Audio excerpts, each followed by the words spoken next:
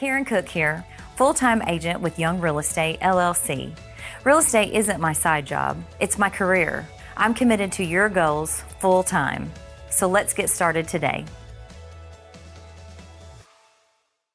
At Focus Bank, we understand your community because it's our community too. With branches across Southeast Missouri and Northeast Arkansas, Focus Bank offers services such as fraud protection, really free checking, and mobile banking that lets you bank simply and securely, anytime, anywhere. Stop by any of our branches or visit us online to open an account today. Plus, you'll receive an awesome free gift just from opening your really free checking account. And when you refer someone who opens an account, you'll both receive a gift. Focus Bank, member FDIC, equal housing lender. Since 1984, Bagby Wealth Management has assisted clients in reaching their personalized financial goals. Whether it's retirement, investments, or securing your family's future, we're here to guide you every step of the way. For more information, please call or visit our office in Dexter today. Your path starts here. In farming, the weather always cooperates. The soil is always balanced. Seedlings always flourish. But that's fantasy. This is farming. Seed, bred and tested for your reality.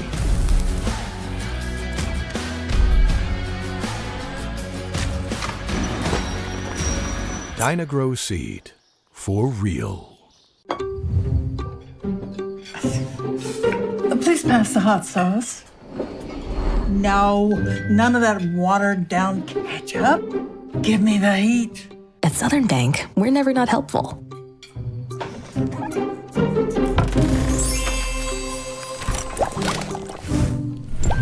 Next stop, Spicy City. Helping spicy grandmas and everybody else. At SEMO Health Network, we strive to provide caring and affordable health care. We provide medical, dental, OB, and behavioral health services to everyone that may need it. For more information, visit our website and let SEMO Health Network take care of you. American energy dominance. It's how we secure our future. By harnessing homegrown energy, we fuel our economy, power industries, and drive innovation. At NextEra Energy, we're investing more than any other company to deliver low-cost, reliable energy that powers our country's future. NextEra Energy Resources, ahead of what's next. Welcome to First State Community Bank, where the community is at the heart of everything we do. At FSCB, we're your trusted neighbors, committed to strengthening the connections that make our town thrive. You get more face time with our dedicated team to understand your unique needs and help guide you to financial success. We also provide the latest technology so you can enjoy the convenience without compromising the personalized touch. Experience our hometown advantage with modern conveniences. Visit us at fscb.com. Each morning as the sun rises, we get to work, right here in our own community, crafting cabinets with precision and care. Dedicated hands bring wood to life, shaping not just cabinets, but tradition, proudly supporting the families and values we share. From our family to your home. WW Wood Products. Built here, built strong. Hi, I'm Karen Cook with Young Real Estate, and this home checks all the boxes. A beautifully preserved 1930 craftsman-style home, blending original charm with modern updates. So let's get your showing on the books. Call or text me today. Your animals depend on you every day. So we build equipment you can depend on every day. So cutting hay, feeding livestock, and managing land is easier. Loaded with intuitive, innovative features and tech, Case IH equipment isn't just built to work. It's built to work for livestock producers. Case IH, built by farmers. Talk to your Baker Implement dealer today.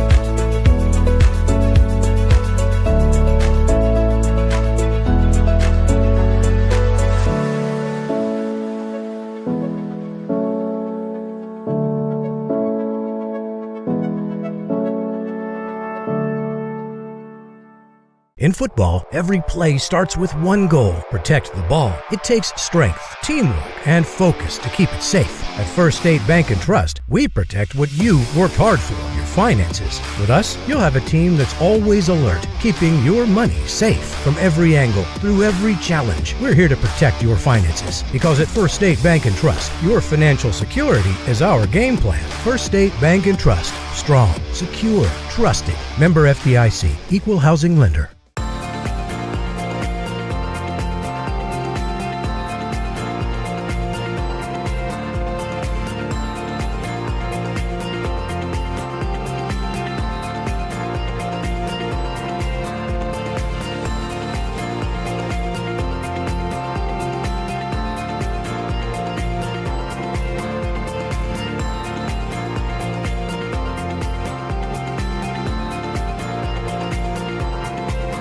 Agriculture is not a... Ready, set, let's go. I'm on the way up. I'm on the way up. I'm on the way up, going all the way up. There's nothing you can do to stop it. I've been on the way up cause I know I'm popping. Hits, no misses. Clean up like the dishes. Ain't no point telling me to stop cause I won't listen. Every level got a new devil. I'ma give them hell cause I'm leveling up. I'm on a new level. I'm on a new level. I'm on a new level, leveling up.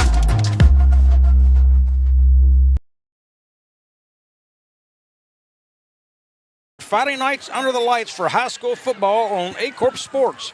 We are coming to you tonight from the campus of Scott City High School, where the Scott City Rams with Chaffee will take on the Malden Greenwave. Alongside my broadcast partner, James Hodges, I am Bobby Alford. James, good to be back with you in the booth. Glad to be back, Bobby, and it is good to be here at Scott City. This year, the Rams have added some players from just down the road in Chaffee. They have formed a cooperative between the two schools, allowing the players from Chaffee to be able to play this season. They have put up a record of 3-1 on the season, with their only loss coming at the hands of their rivals, the Kelly Hawks, in Week 2. They're coming off a big win against Portageville last week. Malden is trying to turn things around, however. They are 0-4 on the season under second-year coach Treston Pulley. Yeah, James, Malden comes in. We had them a couple of weeks ago, and it's been a little bit of struggle. They've shown fight, though, this year, and that's good. They were in a game with Charleston there, just couldn't stop Charleston. Charleston turned it into another gear in that second half and kind of pulled away. But they've had some runs. The running back really has been key for them. And I am trying to find that number 21. He has been the guy kind of carrying the load for them. Very impressive hard runner for them. Yeah, Devin Lewis, guy listed as a junior. I think Benford's the quarterback. I did watch that game on Aycorp Sports with you on the call, and it looked like they did put up a fight. However, Charleston was just a little bit stronger that night, Bobby. And when you look at the other side of the football there, it's a two-headed snake really for Scott City with Chaffee. It is Jackson Gloth. It is Tyson Underwood, or not Tyson. I'm sorry, I've skipped a generation of players there. Rustin Underwood, and those two guys have really been the guys to get it done this year for Scott City. Yeah, Jackson Gloth, with me coaching baseball in the area this spring, I was a little surprised not to see him come out for baseball, as we kind of talked about off the air, but definitely a fine quarterback. I've known his father, Jim, for several years, just coaching here in the Boot Hill. Has done a great job, and Jackson Gloth is definitely a weapon back there. It's got him listed 27 for 43 for 442 yards, 2 touchdowns, and 1 interception. Just looking at Rustin Underwood, 76 carries, 680 yards, 8.9 average with 11 touchdowns. And Gloth, 58 carries, 353 yards for a 6.1 average and 4 touchdowns. So that's definitely a formative two-headed monster for the Scott City this year. Yeah, real quickly, we'll get to the captains for tonight's game. For Malden, it is number 2, that is Trisha Metcalf. Number 6, Dee Dee Reed. Number 54, Manuel Riviera. And number 21, and that is Devin Lewis. And for the Scott City Rams, they look like this as captains. It is number 77, Holden Stanley. Number 32, Lane Miller. Number 19, Carter Berger. And number 8, that is your quarterback, Jackson Gloth. And James, when we look at this Scott City team, who are they? Are they the team that got beat by Kelly at the last second and struggled to score? Or are they the team who's had some big runs and big plays not just a short week or two ago? I think myself, along with a lot of other fans, are wondering who Scott City really is this season. Yeah, just looking at the Kelly game. Kelly is Scott City's big rival, and you know as well as I do, Bobby, in rivalries, you can pretty much throw the records out. Scott City might have overlooked Kelly that night, but Kelly has surprised a lot of people here in the area. They've had a great season. I'm going to have them at East Prairie, I think, coming up here for homecoming on the 10th of October. So really looking forward to see the Hawks. I think you've got them here on Aycorp against New Madrid County Central. We kind of talked about that game on the way up. So we'll get a good test here tonight and kind of see what the Rams. It's going to be good to get a good look here of them tonight on their home field. Head coaches for each team tonight. Trevor Pulley is the head coach for the Malden Greenwave. He is assisted by Brian Vent, Mike Perry, and Nick Neely. And for the Scott City Rams, head coach is Brian Bobin. I want to say that's right. Bobian, I believe. Bobin, I believe is correct, yes. Yep. Assistant is Sid Atkins, Nicholas Hillman, Andrew Nix, and Aiden Thomas, and Gage Underwood. The officials for tonight's game, referee is John Back, umpire Daniel Sprague, linesman Bruce Haas, line judge Tim Sullins, back judge is Preston Barnhouse. Those are your officials as we get ready for kickoff here. James, other games going on in the area, we'll try to run down those as well. We've got Park Hill Central. They are at St. Genevieve tonight. Also, Jackson is at Poplar Bluff. Dexter will be at Southern Boone. That game is tomorrow at 1 o'clock. New Madrid County at Kelly. East Prairie at Kennett. Malden at Scott City we have here. And Cape Central and St. Dominic's. Also, Charleston and Portageville. Hayti is at St. Vincent's. Farmington at Sykeston. So a lot of games to cover in the area. We will keep you updated on that as we go along tonight. Yeah, just some good matchups. I know we got my picks in earlier. I won't really announce those on the air, but a lot in the early going, I think our picks have played out. There is going to be some really highly contested matchups as we kind of get into the mid part of the season, Bobby. And looks like the music's getting ready pumping. They're shaking hands. And I didn't see who won that coin toss. They're talking to Scott City right now. I can tell you, James, you talk about a beautiful venue. From our spot up top, looking down over this field, we're looking back to the, I would say, the northeast there, back toward the airport there at Cape. And it is a beautiful view here up top of the press box at Scott City. And I love the venue, the colors of the field. It really just kind of shines on the lights. Great place to call a game.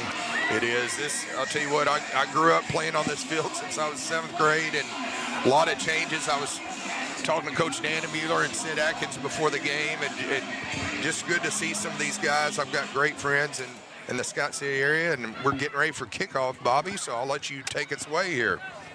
Malden has elected to receive. Scott City will kick off to start this game. Kicking off will be number 30, and I'm sorry, that looks like a number 30, Hayden Held. And back deep for the Malden Greenwave, that is number 2, Trishan Moncrieve, and I believe that is Devin Lewis as well, number 21. That goes deep. Moncrieve will let that go toward the end zone, and it checks up, and he's going to field that at the 1 and have to bring it out. He is now trying to get up to the 10 and does, and is going to be pushed out of bounds at the 11, and that's how this game starts. Yeah, just kind of ill-advised there. I'll let that roll in as Scott City's going to have Malden pinned deep in their own territory here to start this this first quarter here. Scott City wearing the home blues and the red hats. Malden in their their white uniforms for this evening. Out comes Malden. They will start at the 11-yard line, as we said, 1st and 10. They will spread it out. That is number 5. That is your quarterback, Jamius Benford. He has Lewis to his left. Scott City starts on a 3-man front. There's a snap that's going to be handed inside to Lewis. He's going to fall forward for maybe a yard on the play. Yeah, that one's filled up, I believe. Number 17 filling it up there for the Rams. That's Adam Swinford, and he's a Chaffee kid that's already coming over. It's been contributing. I was talking to Coach Sid Atkins, longtime coach for the Chaffee Red Devils. He's on staff here at Scott City now, and said Swinford, and he's got a son. Atkins does at outside linebacker, you'll see tonight. Yeah, their leading tackler on the team is inside middle linebacker there, number 32. That is Lane Miller. Keep an eye on him tonight. Here's the hand. It's going to be an outside pitch going wide. He's going to cut back to the middle of the field. Nowhere to go on the carry. That is number 8, Kristen Thomas. And right on cue, that was Lane Miller. He took a good step there with his left foot, got downhill, turned the play back in, and made the play himself. Nice play by Lane Miller. So 3rd and 9 here for Malden. Well, Miller's dad was a fine player here at Scott City. Lance Miller, I had the pleasure of playing against him back in the early to mid-90s. Malden limited numbers. I know a couple of weeks ago we had them. They had kids out. They've got 2 on crutches tonight. Still limited on their sideline with players at the this point of the season. There's a play. It's going to be a row far side for Benford. He's going to try to get a corner. He does get a corner. He's going to get up near first down and has it out of bounds there at near the 22-yard line. Yeah, and I think that was a design keeper from Benford. He's got a little speed on him there, Bobby. If you get to the outside, if he gets an edge, watch out. And they really just took care of a lot of green grass out there to the top of the string there. He just had green grass, had a couple blockers, and made a play there. Scott City will stay in their 3-man front. Malden's been moving at number 8, been sending Thomas in motion. He's just a freshman too, Bobby. Yeah, a lot of youth gets to play on this Malden squad this year, and that's going to be a procedure call, false start. Dead ball, illegal substitution against the Greenwave. Illegal substitution. Well, Coach Pulley's out on the field pleading his case to no avail. He's pointing at something, and I don't know if they're going to pick this flag up or not. They did. Okay, they waved it off, Bobby. So Malden will start at 1st and 10 from their own 22-yard line. 10:01 left to play here in the first quarter as we're just underway with the first series. Malden in the gun, Benford. He's waiting for the official to start it. He's winding the play clock. They'll go in motion to the left side. Handoff inside, and it's stopped there. Nice job filling it up there for the Rams. And that's number 26, amongst others. Down by Tyson Proctor. Tyson Proctor for Scott City. Yes, and that's 2nd and 8 now for the Green Wave. They will go ahead and spread it back out. 2 wide receivers for the bottom here, 1 to the top. Again, Lewis to the side of the quarterback. He's going to roll out and looks for a pass, and he's going to dump it off. Nice play there. Up past the 30 to the 34-yard line. Catch is made by number 10. That is Dentez Dobbins. And more, again, nice heat there by number 17, Adam Swinford, the 5'9", 180-pound junior for Scott City. And we've got a hold on the far side of the field. Boy, James, that's a tough one because that flag is not near the play. He rode out near side, and that flag is on the backside away from the football. Yeah, just kind of a bonehead play. Again, youth mistakes over for the Green Wave here in the early going. So 2nd and about a yard and a half, but now turn into maybe a first down. I think that was going to be a first down run, and now that is going to be a 2nd and about 13 to go for the Green Wave. Scott City, they'll walk up an outside backer. Again, they got 3 with their hands in the dirt, so to speak. And here's play outside pitch here again. That goes outside, and nothing doing on the carry is Keyston Thomas, and he is brought down for a negative yardage on the play. And again, that was that aforementioned outside back for number 25, Ty Atkins. Ty Atkins was a player up for Defensive Player of the Year last year on C-Mobile Awards. He come over from Chaffee and is in this group. He's one that you would think for this Scott City Rams team would make a lot of noise, especially in the defensive backfield. Yeah, again, I was talking to his dad. I didn't know he was the youngest of 3 boys, and he said, yeah, Coach, he's the biggest, 6'3", 200. He's just a junior. Here's a play, and he is going to be slung down for a loss. That is number 19. That is Carter Berger on the sack there. That is going to be taken down at the 5, so he does get forward progress where he first made contact, but that is another big loss, 4th down, and it is a punting situation for the Green Wave. Yeah, Berger, a nice size senior. He's listed at 6'2", 235 pounds. That's pretty salty for a school the size of Scott City to have size there on the edge. That is number 8. That is Gloff back to return this kick Malden from Lewis. Spread formation. And it's blocked. Kick is blocked, and that is going to roll dead. They jump on that at the 19-yard line. So Scott City is in great position to start their first possession. Yeah, that ball was recovered there by number 17. Again, Adam Swinford. How many times have we called his name already? At least 3. And just off the first. Could not tell who it was, but that come off the right side of that defensive line there. It broke through and got the block. Nice move by Scott City, bringing some heat here in the early going. So here is the Rams. They've got number 24. That is Rustin Unwood in the backfield to the left of Gloff. 4 wide set. They'll put a man in motion. He's a blocker back. Goes to Unwood up the middle, and he's going to get a couple on the play. He's down at the 26. Nice job filling it up by number 64, Donald Trout, the big sophomore for Coach Pulley's Malden Greenwave. It's going to be 2nd and 8 for the Rams. So 2nd and 8 here. Nice stand there for Malden. If they can limit those kind of runs here on this possession after that block kick, that would be a win for the Malden Greenwave. They'll spread them wide again now. 2-2 set for the Rams. Malden in a cover 1 man defense there, Bobby, in the secondary. Gloff looks, he throws it. It's high and out in front of the intended receiver. That was number 19. That was Berger, the intended receiver. So now 3rd and 8 for the Green Wave. They are standing so far on defense, James.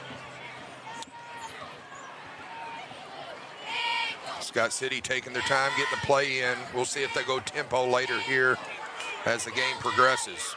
Yeah, I'm sure they want to get this 3rd down correct here. 3rd and 8 and ball inside the 20.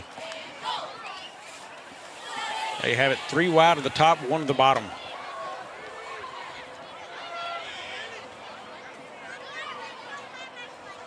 Here it is. Gloff will roll right. He looks, nobody there. He tucks it and runs himself. He's going to be down near the 1st down, just short of it by about a yard. And this is definitely 4th down territory, Bobby. As there are no substitutions coming in. Yeah, you've got to think this is going to be a Rustin Underwood territory here. The leading rusher in the area, and on a 4th, it's marked out about a 4th and a long 2, we'll call it.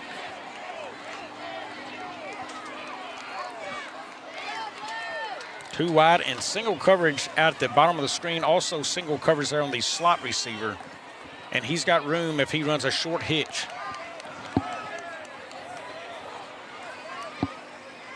Here it is. Play goes. That's going to be Gloff up the middle. He's got the 1st down and touchdown. Jackson Gloff is in for the Rams, and they're on the board first. Just a nice design quarterback draw there, Bobby. As Gloff took it itself. Punches in, and Scott City will draw first blood here at the 6:47 mark of the opening quarter. Just like myself, Malden's thinking Underwood, and they went Gloff up the middle. We talked about it in the pregame, the 2-headed snake, and one of those heads just scored. Yeah, nice move there by Gloff. Here's number 30, Hayden Held. 5'10", 155-pound senior will line it up. Gloff looks to be the holder. And Held waits, hold us down. Kick is up and good. Plenty good there. So it is now a 7-0 game for the Rams. We'll be back in 30.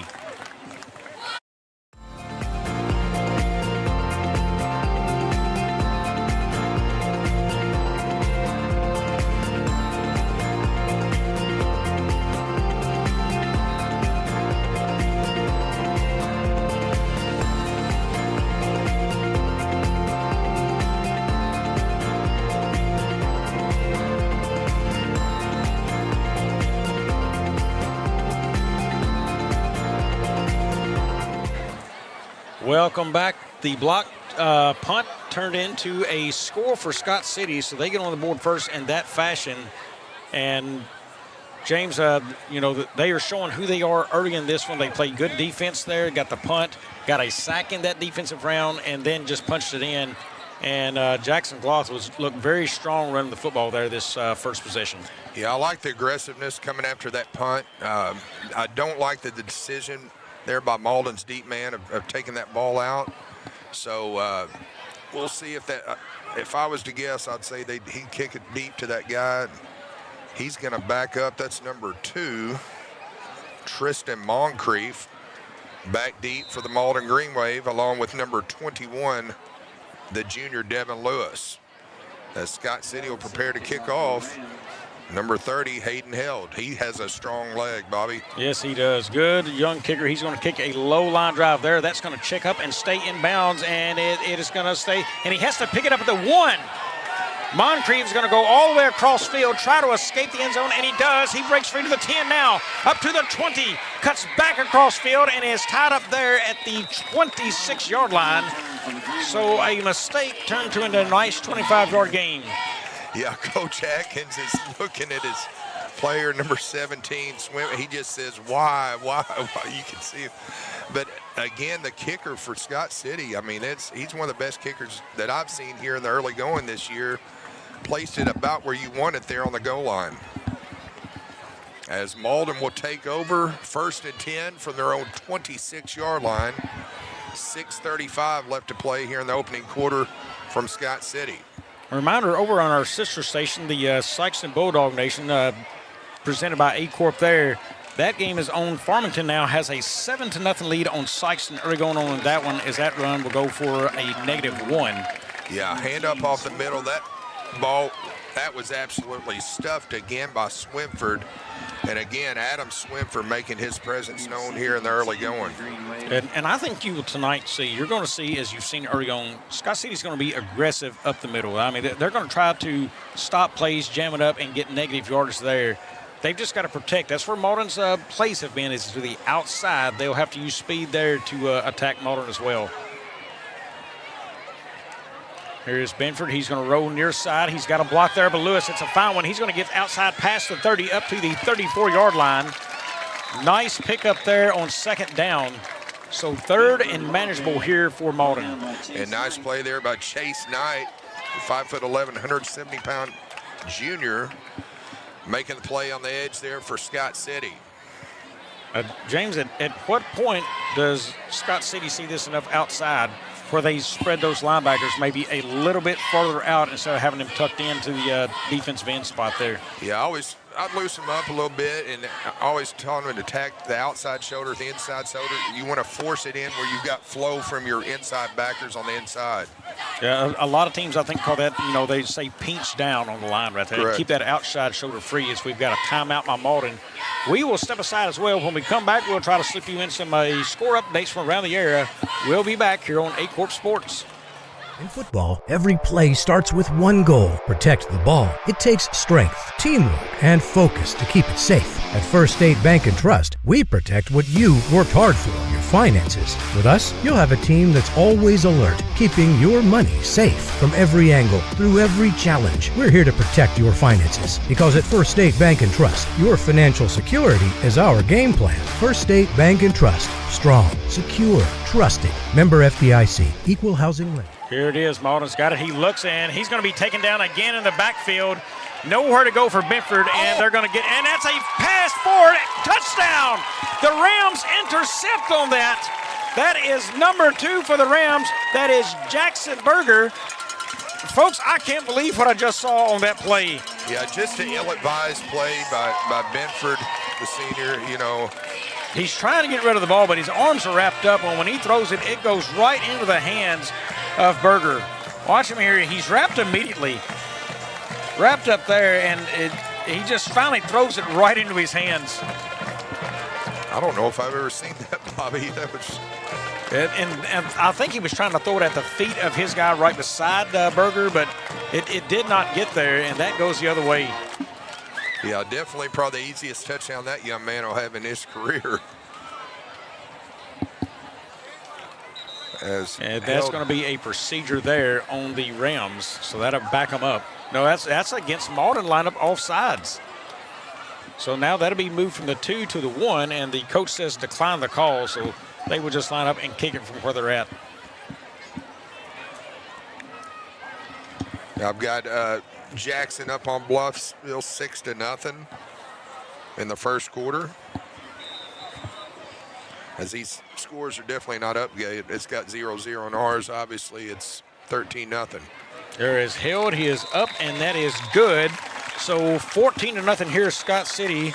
As James said, it's Jackson 6, Poplar Bluff nothing on that. Also, Kennett up 8-0 right now on East Prairie. St. Genevieve 7-0 on Park Hill Central.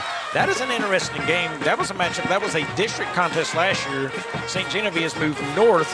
Scott City has come into that district. So if you're Scott City, you're hoping that St. Genevieve knocks off Park Hill Central right there because, you know, Dexter's the top right there, Park Hill Central, Scott City. But Scott City could use some help in that game, no doubt, James. Also in the area, no scores reported. That's why St. Vincent up 7-0 on Hayti. St. Dominic's, I do not have that one coming in yet. That is last week's game, so nothing on St. Dominic's here.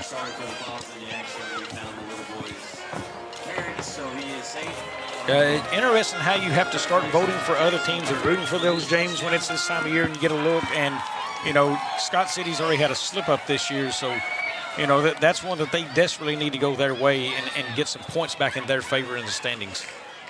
Yeah, I thought that was interesting this week. I think the St. Louis Cardinals officially eliminated the Giants, and the Giants returned the favor like the next night.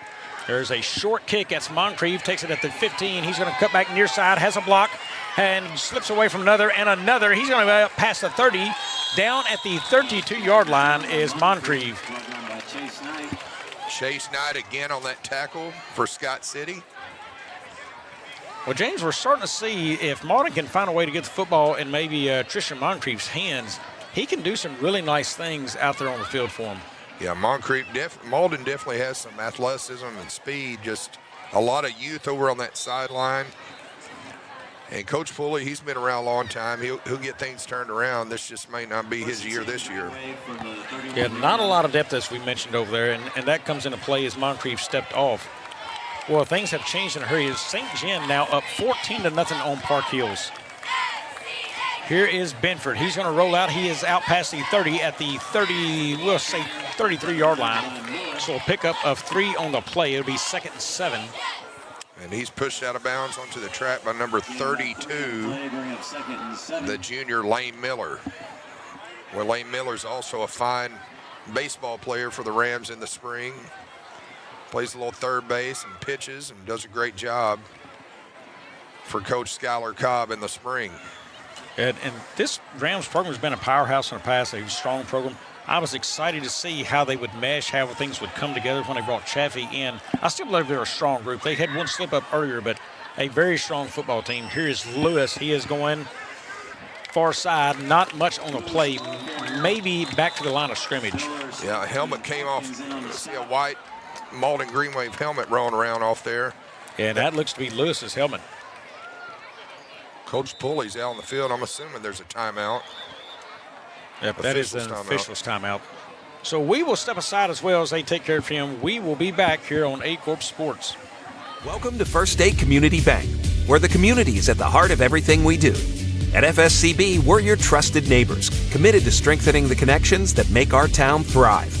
You get more face time with our dedicated team to understand your unique needs and help guide you to financial success.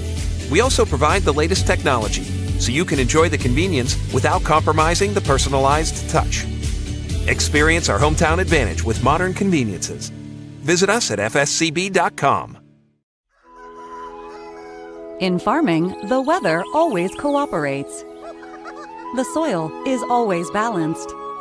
Seedlings always flourish. But that's fantasy. This is farming. Seed, bred and tested for your reality.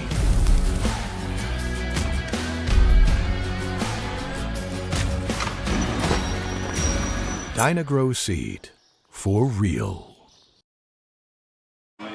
Welcome back. Devin Lewis getting off the field slowly. Leaves Malden in a 3rd and 7 situation here. Here's a snap. Going to be a quick pass outside and incomplete over the head of number 80. That is Eli Beckett. Yeah, Jamison Benford that time just kind of rushed it. Just a simple throw and catch, but easier said than done, and that will force Malden into a punting situation. Yeah, tough right here. Lewis is your punter, and he just left the game with the injury. He was slow to get up, still sitting on the sideline over there. Yeah, they're going to go. They're going for it. Going to go for it. 4th and 7. Benford, he has number 5, the running back now. I believe that may be 8. And that is Benford up the middle, and he's only going to get about a yard on the play. So that is going to be a turnover on downs, and Scott City will take over again. Yeah, Scott City brought the house on that one. Nice played by number 19, the aforementioned Carter Berger, the senior for the Rams. Scott City will be starting in good territory here at the 33-yard line. And we sure hope Lewis is okay over on the far sideline. Yeah, he has not gotten up off the bench yet, still over there, so we'll keep an eye on him. Generally, he is a two-way player, also a linebacker, I believe, for Malden. Scott City taking their time. Gloth will walk back up in the shotgun formation. He has Underwood to his left. Here's the play. It goes to Underwood, far side. He's got room to go now. He's going to make a cut up to the 10, down to the 10, inside the 10, and touchdown, Scott City. They're going to mark him out. Yep. He got knocked out. It looks about the 3. Yeah, about 3-yard line is where they will mark him there. And again, how about the vantage point up here, Bobby? Just see everything so good. Yeah, looking down on it, and as we look back to kind of the northeast there, you know, you can see the lights of Cape Girardeau coming back at us. Just a beautiful scene for high school football in southeast Missouri. I'm going to. I think they probably had a vision when they built this field this way. Beautiful sight. So here's Gloth. He'll be at the 3-yard line. Underwood now behind him in the pistol. Here's the snap. Hand goes to Underwood. He tries to get it in. He's going to go far side. Stiff arm. Touchdown, Scott City Rams. Well, I like how he used that inside, that left arm for stiff arm, and just took it in for the score. Yeah, that play was designed up the middle, and watch how quickly he bounces this. Up the middle, nope, I'm going outside. And the block really made that stiff arm easy. Yeah, nice play by Underwood. So line up for the PAT to try to make it 21-0. Bobby, we still got 4:40 left here to play in the opening quarter.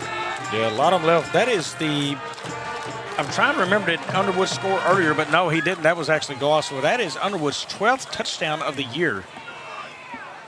Held kicks that through with plenty again, so that will make it 21-0 as we will step aside yet again here in the first with 4:40 to go.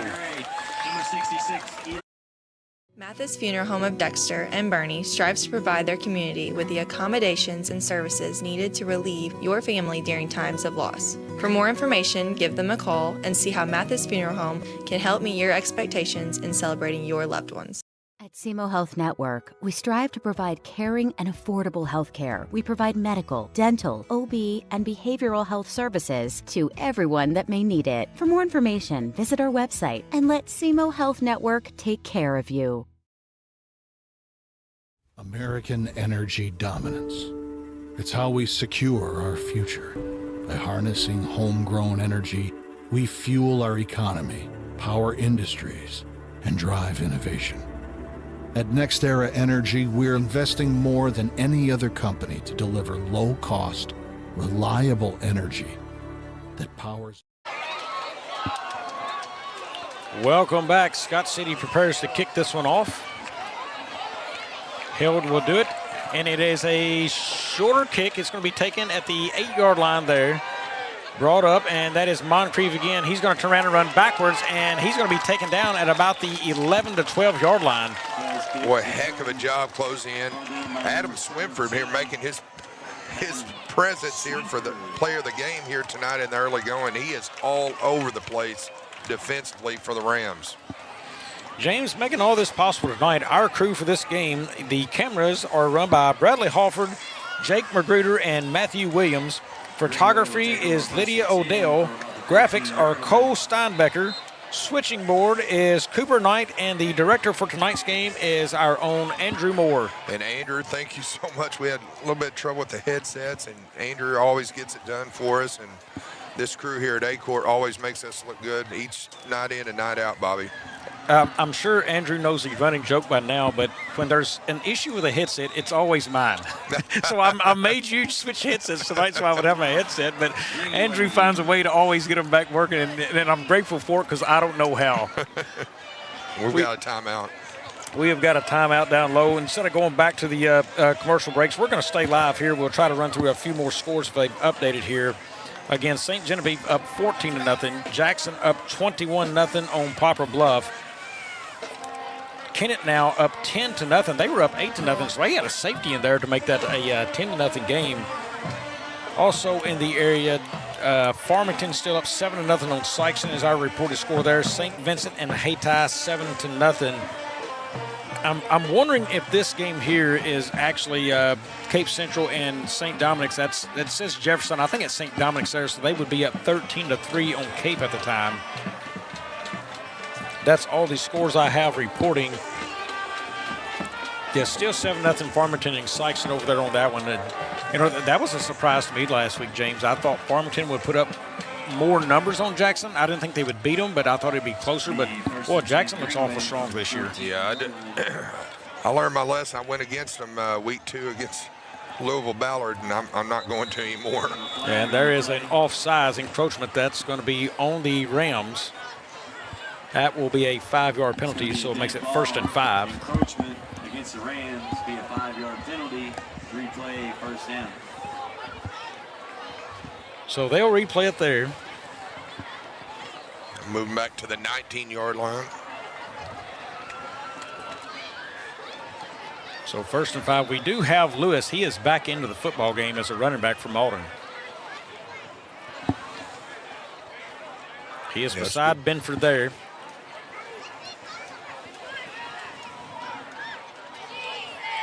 There's the play. It's going to be hand to Lewis. He's going to go up the middle, and he is going to get a close to the 1st down. I think it's a pickup of 4 on the play, so just shy of the 1st down. Yeah, Lane Miller amongst the other Rams were in on that play. As number 61's checking in for the Rams. Tripped up by Proctor and Stanley. So now, James, we will probably see them stay in their usual offense, shotgun. We see this on tons of teams because they always have shotgun. When it's this short, I always like getting under center and get the 1st down. A lot of teams still stay in that shotgun. Coach, what's your thoughts? Well, I will reference your game last week, the East Prairie game. How many times did East Prairie shoot themselves in the foot with the snaps when they're trying to do the direct snap to Tavion Ware? I couldn't hardly stand to watch it. And, you know, it's a senior, you know, you're going to have mistakes like that, but. So they actually marked that one as a 1st down. So I knew he was close to the marker. He does get the 1st, so the Greenwave with the 1st, and they will go here. Here it is. It's going to be Benford, quarterback keeper. He's got to get wide, and he does not do it. That is Berger again in on the play that takes Benford down for a loss. Or Berger just comes in there, all 6'2", 235 pounds of him, and gets it done.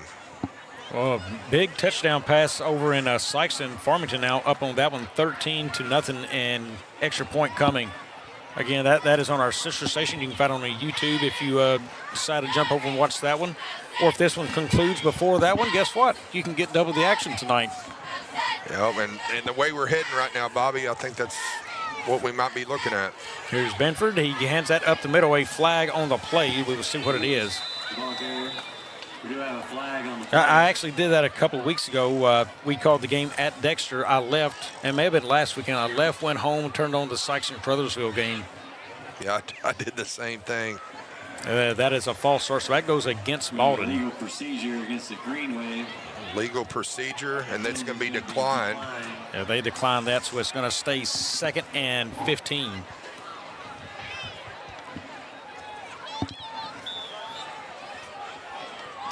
Play clock will start. 3rd and 14. Well, I'll tell you, you've got to respect the head coach there of Scott City in that situation. Yep. And now we've got a Flag on the play. guard, or maybe a tackle looking to pull, and that's going to be another penalty. Against the Greenwave. Procedure. 5-yard penalty, remain 3rd down. Yeah, another penalty on the play. So, and it looks like they're going to walk that one off.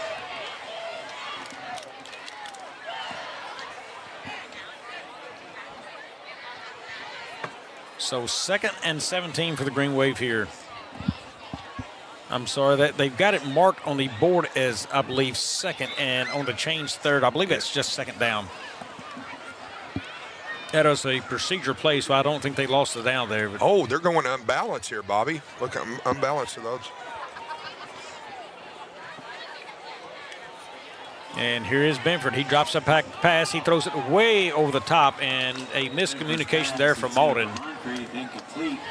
Yeah, I think Benford's just trying to get rid of it, and here comes the punting unit for Coach Tristan Pulley's Malden Greenwave. So 4th down, and Lewis is back in the game, so he is the punter, and he will try to get this one away. Last one he had, James, was blocked near this area. Yeah, I don't think the Rams will come after this one, but we'll see. Looks like they're going to set up their punt return as number 2. That's Jackson Berger. He was the one who had the interception for the touchdown. And they almost got that punt, and I think he did. He got a hand on that punt. And I'm trying to get the number 25, I believe that was in on that block. Ty Atkins. Yeah, Ty Atkins coming right off the edge and able to get a hand in there and knock that punt down. It's scooped up over there on the far side by Lane Miller. And the Ram offense will come out and take over 1st and 10 from the Malden 21-yard line. Just under 2.5 left to play here in the 1st quarter from Scott City.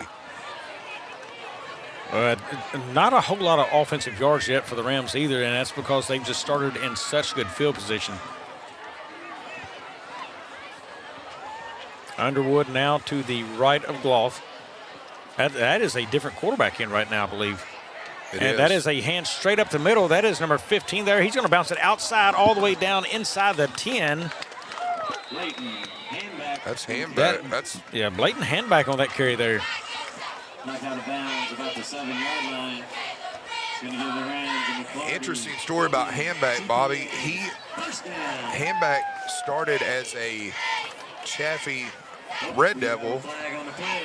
He transferred to Scott City, and now he's joined with his old teammates. So kind of a good feel-good story for handback, and that's kind of an interesting. I knew that because he's the catcher on the baseball team. He's a great athlete. That was a hold at the 11-yard line, so that's going to back it up 10 yards. So the run is brought back now. That was a spot foul, and that's the reason it was taken from the 11. And handback's definitely got a lot of speed. Tell you what, when you're a school the size of Scott City, you've got a backup quarterback that can do those things, you're in good shape, Bobby. Yeah, bunched receivers at the bottom of the screen there, and that is Atkins to the top. Underwood, the running back, handed to Underwood. He's got room to run it, and a blocker out in front. To the 10, to the 5, touchdown, Scott City. Make it look easy here.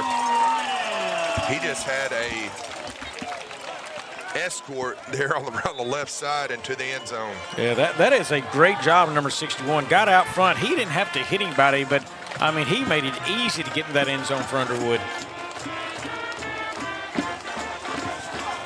Rustin Underwood now up to 13 touchdowns on the season. I mean, and that is an impressive feat in itself, James. I mean, we're here, week 4, week 5 now. Week 5 and already 13 touchdowns. Hayden Held coming out for the PAT.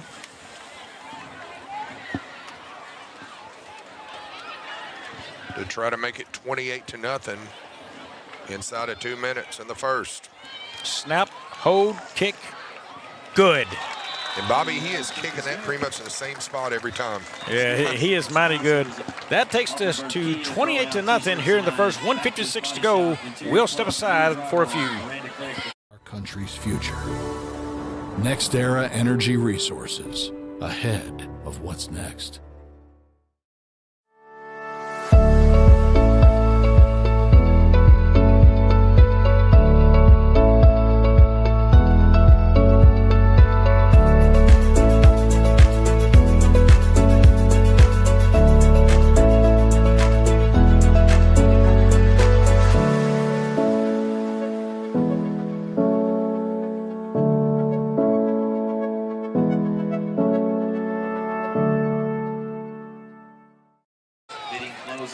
Welcome back. James, we talked about this Andrew Moore guy earlier up here with us. He's also a busy guy around Aycorp.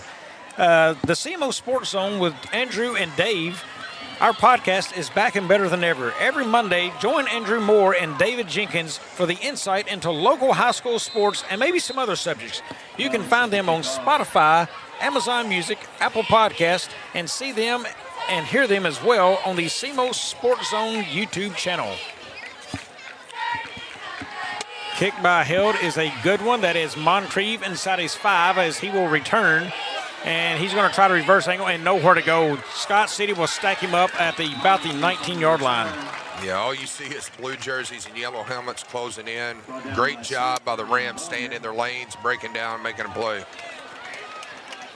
As the Scott City offense will come out on the field. Or excuse me, defense.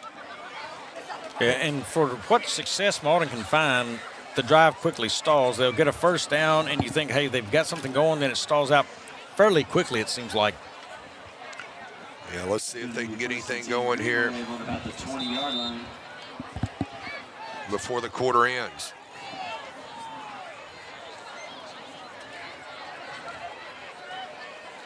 They will break. They'll send them wide, and Lewis again to the right of the quarterback, Benford.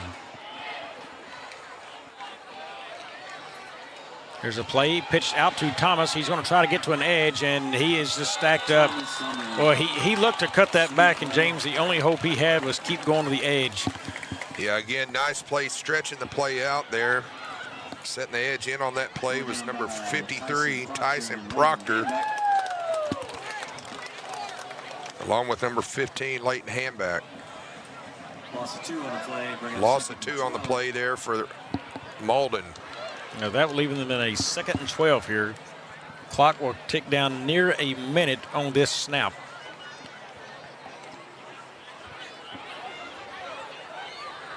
Benford with him set. Puts his man in motion. That is Thomas there. Here's Benford. He's going to roll near side, and he has to cut it up quick.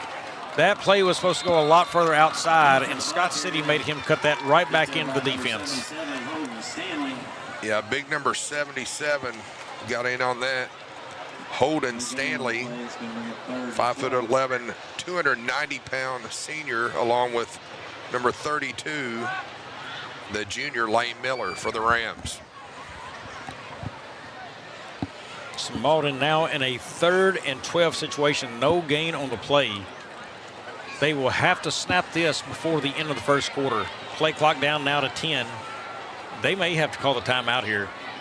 7, 6, 5. I don't think they're going to make it. 3, 2, 1, and here comes the, and that's the flag. They just take the flag.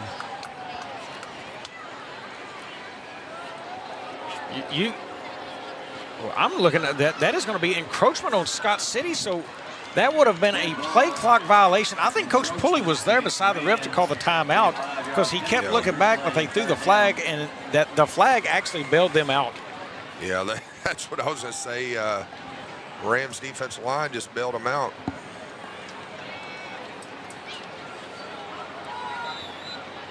So they will wind the clock there.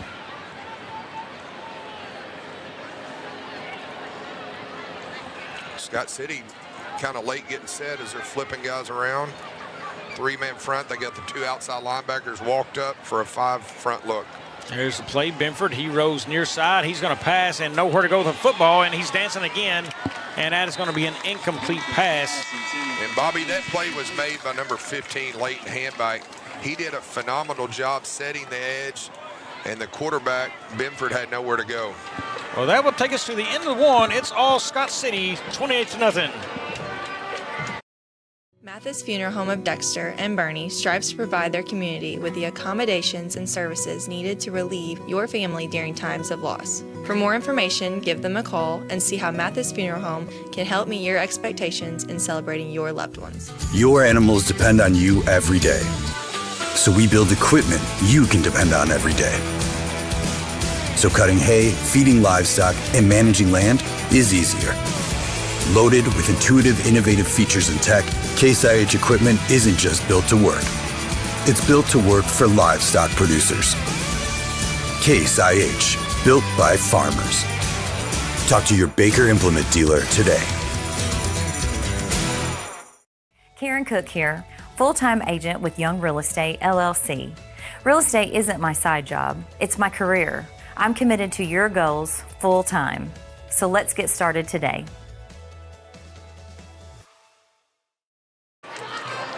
Welcome back to Scott City, James. We've talked about St. John a lot in this broadcast so far. They're up 21-0 now on Park Hill Central, a team just outside of the top 10 in Class 3 state rankings. Yeah, again, we kind of talked off the air. That's a game that Coach Chad Jamerson of the Dexter Bearcats is going to be interested in. I think they've got Southern Boone, Dexter does. Yeah, that's come. I'm going to tell you, I'm interested to see. I want to hold my thoughts back on that. We're going to have the call on that game later on. Scott City and Dexter. I want to see more out of Scott City this game, some things they do leading up toward the half. But, boy, that's going to be an interesting game. Yeah. There's Lewis, short kick is up in the air. And nice play to number 55 by Malden there. That was going to take a bad bounce. And he grabs that and throws that back in. James, do you happen to have his number there, 55? I have lost my roster. 55 there. That's Brock Riley. A very nice play to keep that where they wanted that football in the right direction.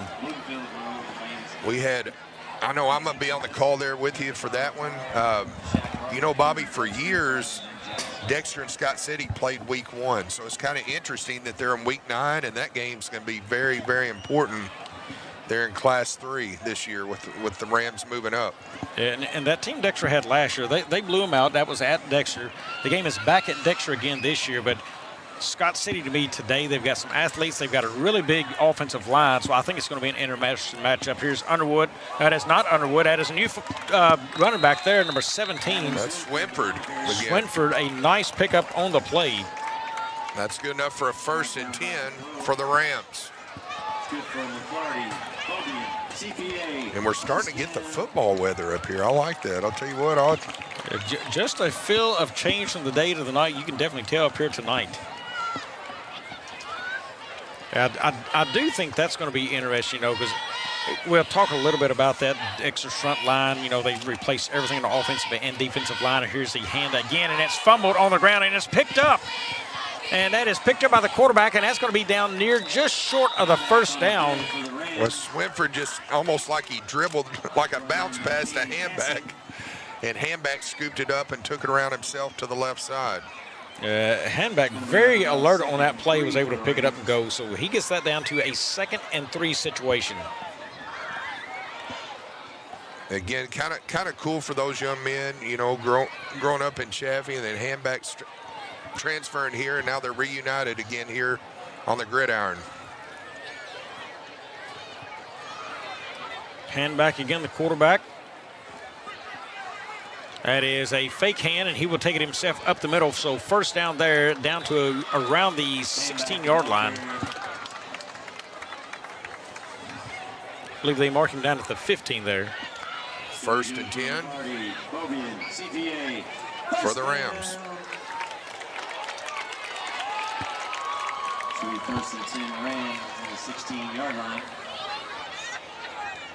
And a noticeably good size Scott City offensive line. I remember last year that's what I had kind of questioned about them as the season was going on there. They were smaller up front. Definitely have some good size this year. And I think, you know, that's some bread and butter. Underwood, the running back, he is a tough one as that goes to Swinton there up the middle. He's going to bring that up and inside the 10-yard line now. And just a great job by Swinford. You know, I look for fundamental stuff, and Swinford did a great job of covering the points of that football. Would like to see his pad level a little bit lower, but does a great job of covering the points and getting downhill. Yeah, and that was just kind of right in the guard spot there.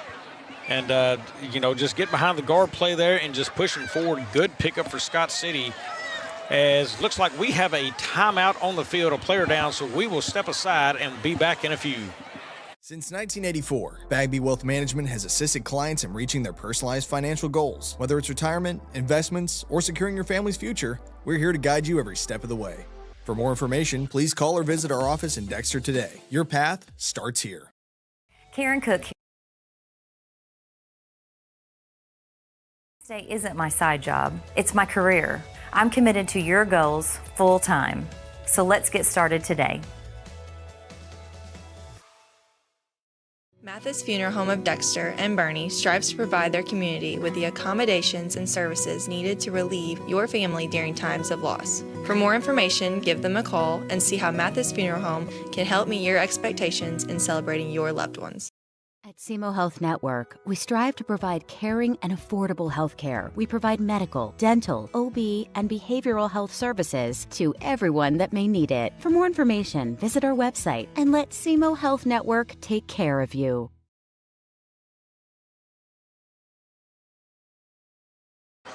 We are back and up off the field. James, you and I were having a side discussion there of kind of a comical deal between us, but we are going to be back to action here as they get that player up and going. I believe that is number 16 for the Greenwave. And I do not have a 16, maybe 15 there. We will have to get a check and see if we can get that cleared up on the number. Aiden Berkman. So here we go, 2nd and 2 for the Rams. Swinford still your running back.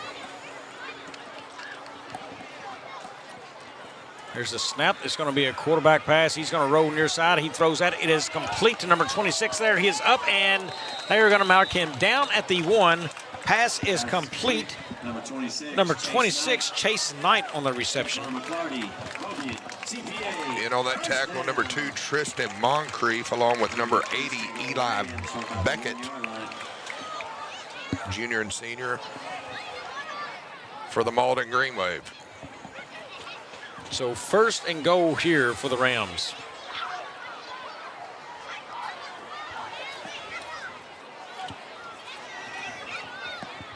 It'll be interesting to see that both coaches may agree to run the clock the second half. We'll just have to see how it comes out. That is up the middle, and Malden's going to get the stop there. That is Devin Lewis in on the play. Also number 70, Caden Casing for the Greenwave.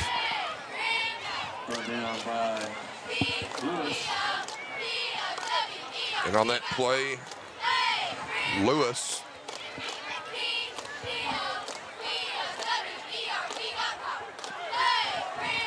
So stays 2nd and 2 here. Little confusion, looks like down on the field, trying to get this play in. Still confused on the play. Yeah. Just under 10 on the play clock now. Here it is. It's going to be a designed quarterback run to the edge and touchdown, Scott City. And how about the block there by number 11, Caden Graff? Great job. So Leighton Handback with the touchdown run there for Scott City. That makes it 34-0 now with the extra point coming. Yeah, great block by Caden Graff, the 5'10", 150-pound sophomore for the Rams. Well, it's going to look like a shakeup coming in Class 3 state rankings because St. Genevieve now up 28-0 on Park Hills. I believe Park Hills was ranked number 10.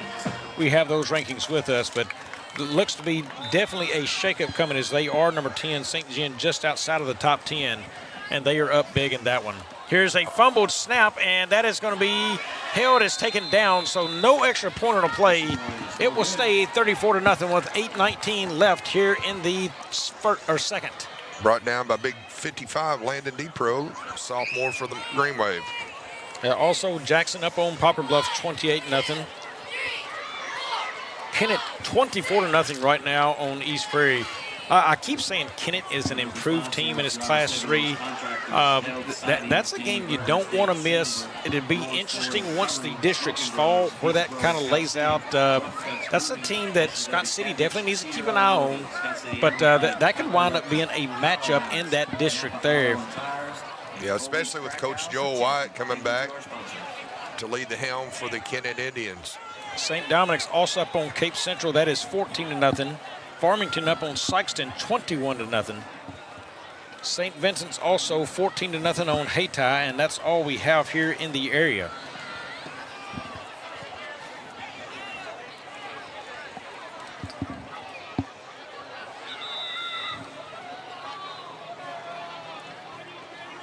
Pause in the action here as we are awaiting Scott City to take the field.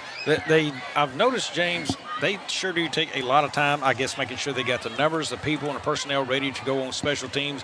There is a long huddle there, and I'm sure that's what they were doing, making sure everybody knows responsibilities and everybody's in that huddle to go. Yeah, a game like this, you can do that, definitely, but down the road, maybe not. And a lot of times you see teams run that extra player on the field, so never a bad idea to have your team ready. There's a deep kick there. That is taken by Benford, the quarterback. He is up near the 15 now, up past the 20-yard line, and he's going to push forward to around the 24 as he is down there. Chase Austin, Omar Johnson in on the stop. Chase Johnson and Omar Johnson in on the stop for the Rams. Along with William Backfish. It's going to be 1st and 10. Here comes the Scott City defense walking out on the field.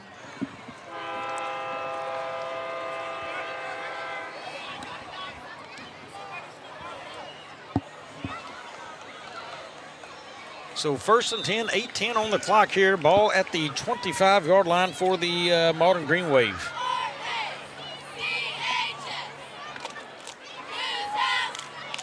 James, I talked about the size of the offensive line. Well, they've got a couple of big ones right in there. The defensive tackles for them as well for Scott City.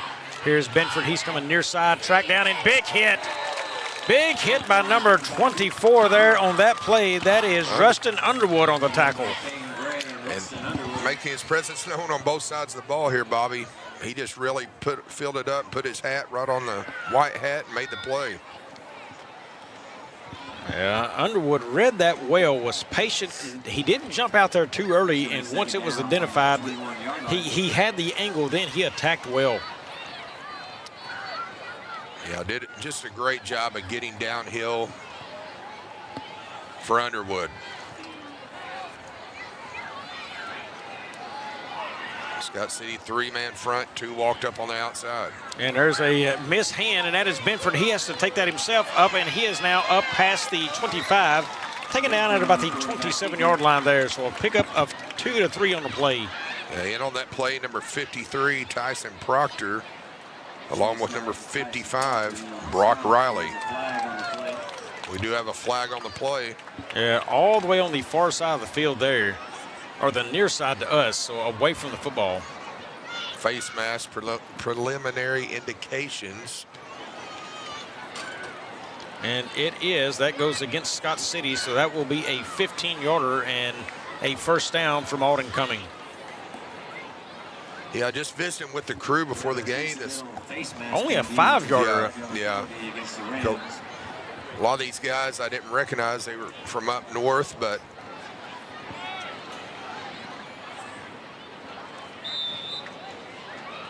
yeah, they were a northern crew and really spread out. One guy from Poplar Bluff, everybody else more northern territory. Yeah, he was the only one I knew. He's had a lot of our games at East Prairie over the years. Here's Lewis up the middle, good run there. He pushes forward for about 4 on the play. Maybe 5. That's going to be sitting at a 3rd and 1 for Malden here. Lewis, again, slow to get up there, has a limp to him. He was slow to get up earlier in the game. They had to take him out for a play or two.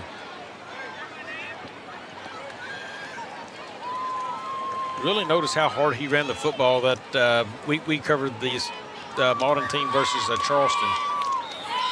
You would expect him to get a good look at the football here. And they're going to get a look at him. They're calling the coach out to take a look at him as an injury timeout here.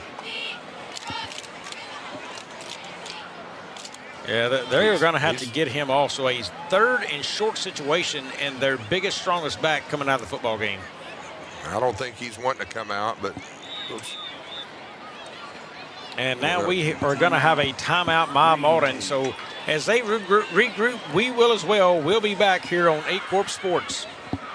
Agriculture is not a fad, and it's not for the faint of heart. Long days become long nights, sacrificing time away from your family, even on weekends, just so you can get the crop in and get the crop out. This is your way of life. At Farm Credit Southeast Missouri, we are 100% bought into your commitment. Because we are customer-owned, it is our mission to be your ag lender, and we intend to be your value-added partner for next year and the long term.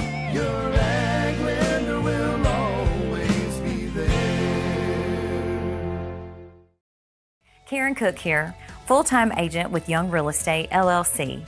Real estate isn't my side job, it's my career. I'm committed to your goals full-time. So let's get started today.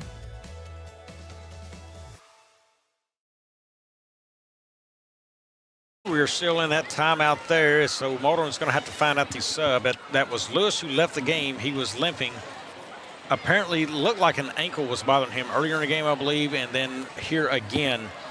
So we will see if they can get him taken care of and back. And meanwhile, Malden is trying to figure out who to use in this 3rd and 2 situation. Yeah, Bobby, I've been in situations like that over the years. It's just a lonely feeling when you look around.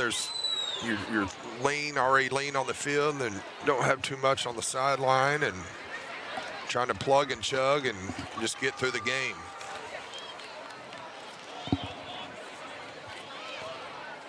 So here we are. It's going to be Thomas. He will be in the backfield with Benford.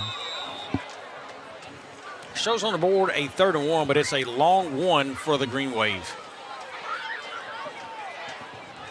Benford prepares for the snap. He's going to put a man in motion. Could not get Scott City to jump, and we've got a flag. Yeah, this guy on this side, number 20, he just took a step back, so just an easy call for the official. Boy, and Kirkwood. You've got a 3rd and 1, and that 5-yard penalty there, now 3rd and 6. Yeah, just a young sophomore making a mistake. So Malden's going to go through their growing pains this year, but the thing about it is, if a young group stays together and works hard in the weight room in the off season, they might be able to put something together here in the next few years.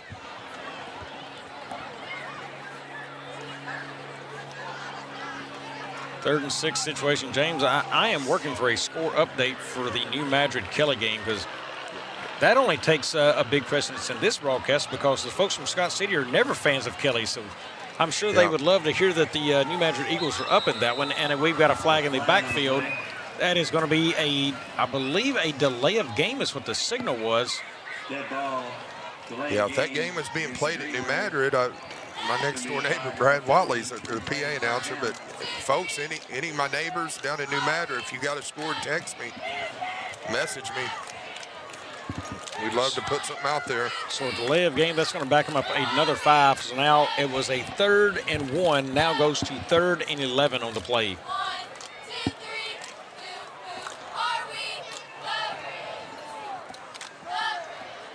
Benford gets the snap. He's going to roll far side. He looks to pass, dumps that off. It's caught, and for a short gain there, and a big hit.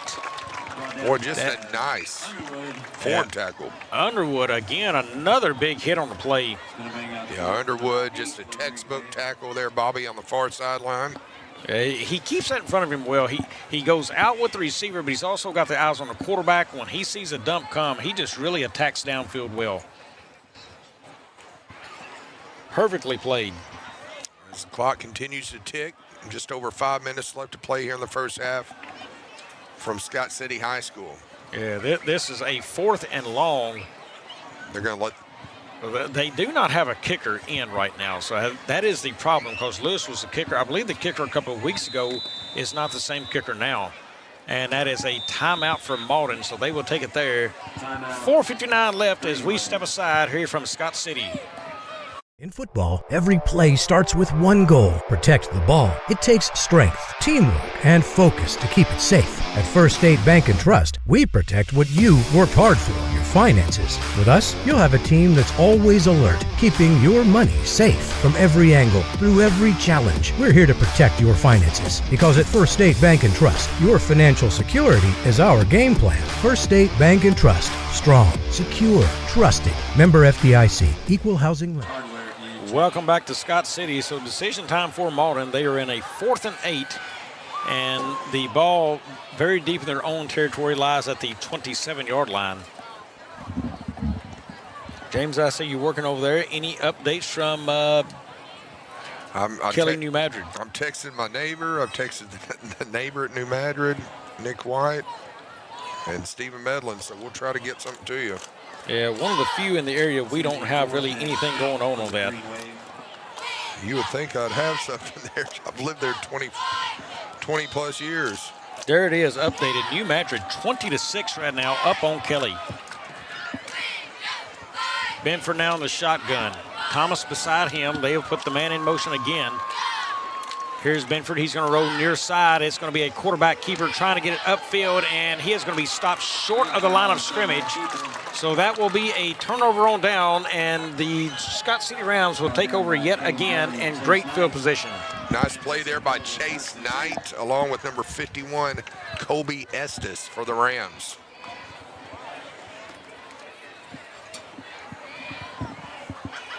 James, any surprises in that score for New Madrid, Kelly? No, I picked New Madrid this week. I didn't take them 1 week, and they proved me wrong, so I'm rolling with them. But again, I think that's going to be a game that may go down to the wire. I went New Madrid as well. I thought their speed and Kelly's struggles to score this year offensively, I picked the Eagles to win that game. Now, I did like Kelly's defense, but I just thought their struggles to score, and it's proven to be a little bit of the case there as that game 20-6, like I said, in the second. Here's the play that is going to be number 17. There's Swift. He takes it out of bounds. Yeah, that time Scott City just pulled there to the near side. 61, Caden Gray, 5'9", 220-pound senior, pulling and kicking out. I said Swift. That was Swinford. I'm sorry on that run there. So they're staying backup quarterback, backup running back here in this situation. Underwood on that field now. Nice to see Scott City working different kids into those positions. Get the experience while you can in real game play. Here's the play, goes to Underwood. He's got it. He cuts it back to the middle of the field. Nice strong run down to the 25-yard line. Brought down by DeCrow and Blanchard. Blanchard end on that tackle for the Greenwave. 3rd and 1 for the Rams. 3rd and 1 situation for Scott City here.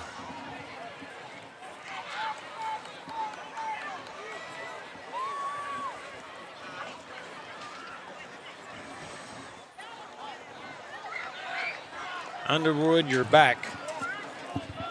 Here it is. It goes to Underwood, far side. He looks for the cut. He's got the cut up and first down yardage there. And here comes a penalty marker in on the play in the area of a hold. Now, good job again by the lineman, number 61, the aforementioned Caden Gray, getting downfield, throwing some blocks for the Rams. That penalty's going to go against the Rams.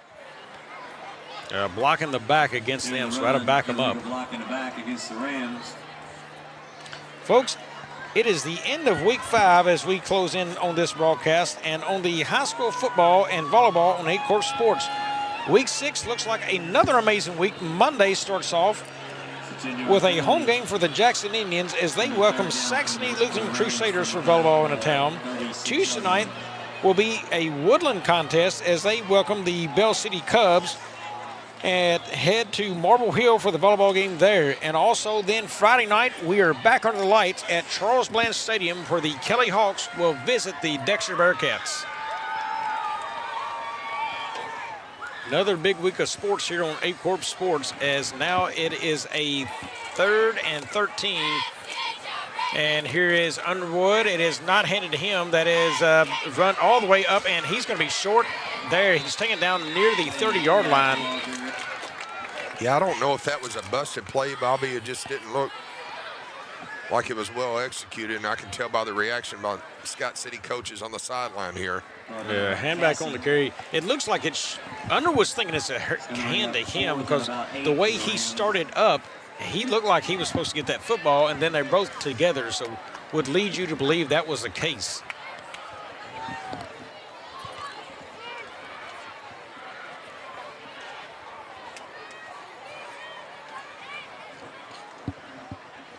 James, looking down below us, Jackson Gloth, he has got a football in hand, no helmet.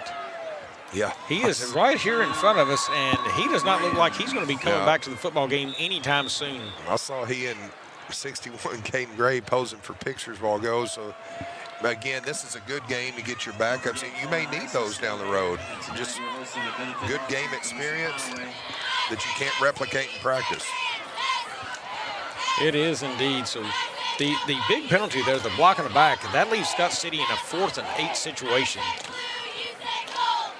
Now, they will probably go for this, but you know what I would love to see? I would like to see that big leg of Held come out and kick a 30-something yard field goal right here. I was thinking the same thing when I saw the leg. I was like, I definitely are set up for the field goal. We don't get to see those a whole lot in high school football, but when you do, I remember two of the biggest kicks Dexter had last year. Their run, they had Parker King made one in the Southern Boone game, and I believe again in the playoffs sometime he made another big field goal kick for him. So, you know, both of those were crucial. My point being on that is when you've got a good team, you're trying to make a run, you need those moments. They come up big in things you don't really think you will need them. They were big for Dexter last year.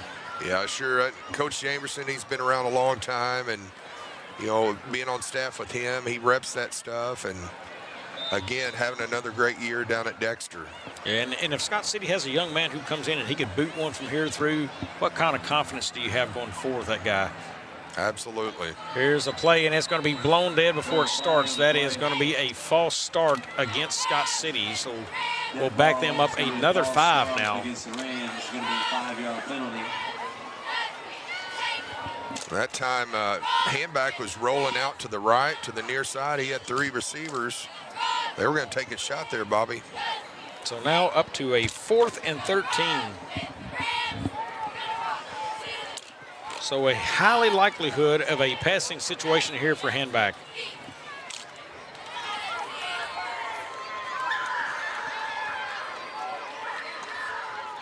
.251 left in the second quarter here.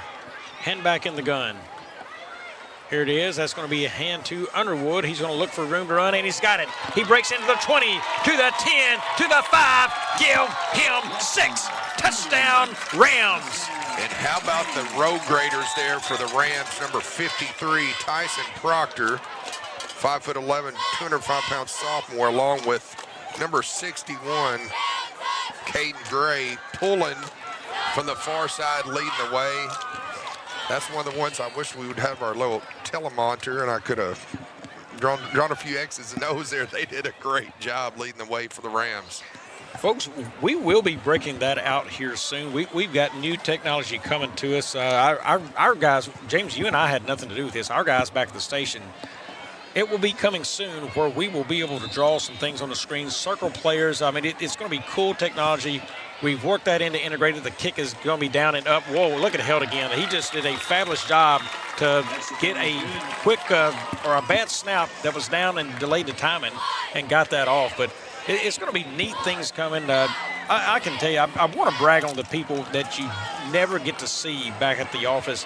They put a lot of time in, and when Aycorp releases something, it's going to be good and it's going to be right. And I commend those guys. Something we had discussed for a while, maybe back last season, but when they did it, they wanted to make it right, and they just do a wonderful job of those things. But look for that coming here in the next couple of weeks. We will bring that to you here on broadcast. Yeah, hopefully for sure next time we're back here for that big Dexter-Scott City matchup, Week 9. Yeah, I hope we have that ready to go then. It's just a matter of timing when we can get together with the right folks on the broadcast and make that happen. But I would have to assume we'll be able to integrate that into our system by that point. You know, it'd be a good thing to have heading into the playoffs here in Southeast Missouri. You and I have discussed it, James, how we would like to use it already in the broadcast. We are looking forward to it. I can't wait to get integrated into our system. When we'll have it in basketball season, we'll bring that over into basketball and be able to do some neat things with that. A lot more to come on that piece. It's going to be fun and I think entertaining for crowds and see some things we're talking about on the floor and on the field as well. Yeah, you and I grew up watching John Madden and Pat Summerall, and so it's going to be fun to do some of those things. Yeah, deep kick there. That is Benford. He takes that at his close to 7-yard line. He's going to go up, breaks one tackle, trying to push it upfield, and does. He is up past the 20 and down at the 25-yard line there.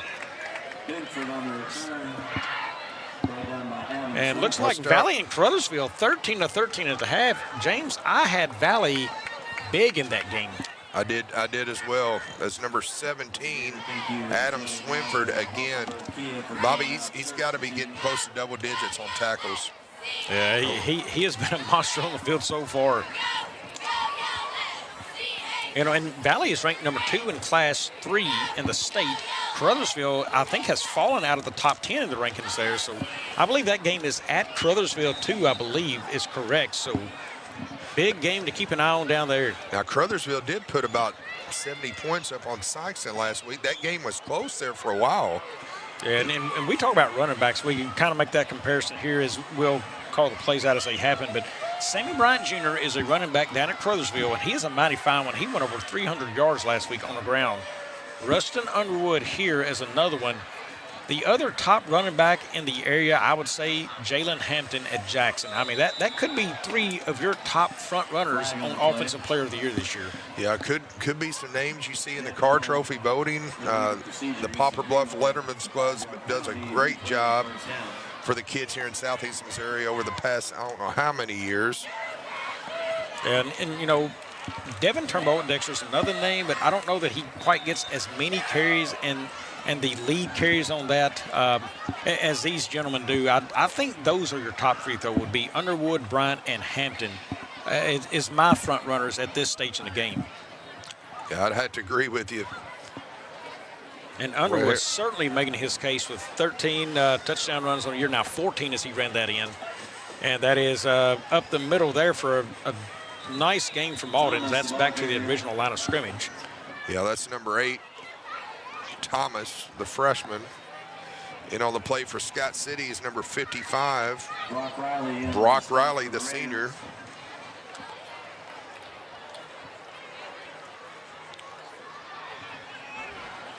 As the clock continues to tick, we're just over 2 minutes left to play here in the first half from Scott City High School. Yeah, Scott City, nothing short of impressive and strong tonight. They've done what they've wanted to do in 82, especially really the defense have been dominant in moments they've needed. 41-0 score as Malden here. They go inside again, and that is Thomas nowhere to go. And he slips out of the tackle. We've got a flag on play. I think that's maybe a face mask. As he slipped off, I think he may have grabbed there, and it looks like it is.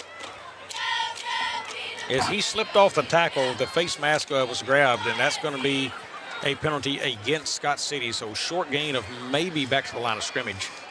Bobby, I do like the aggressiveness of Scott City's defense. It's going to be a face mask. Yeah, that was actually a gain of 3 on the play and a face mask.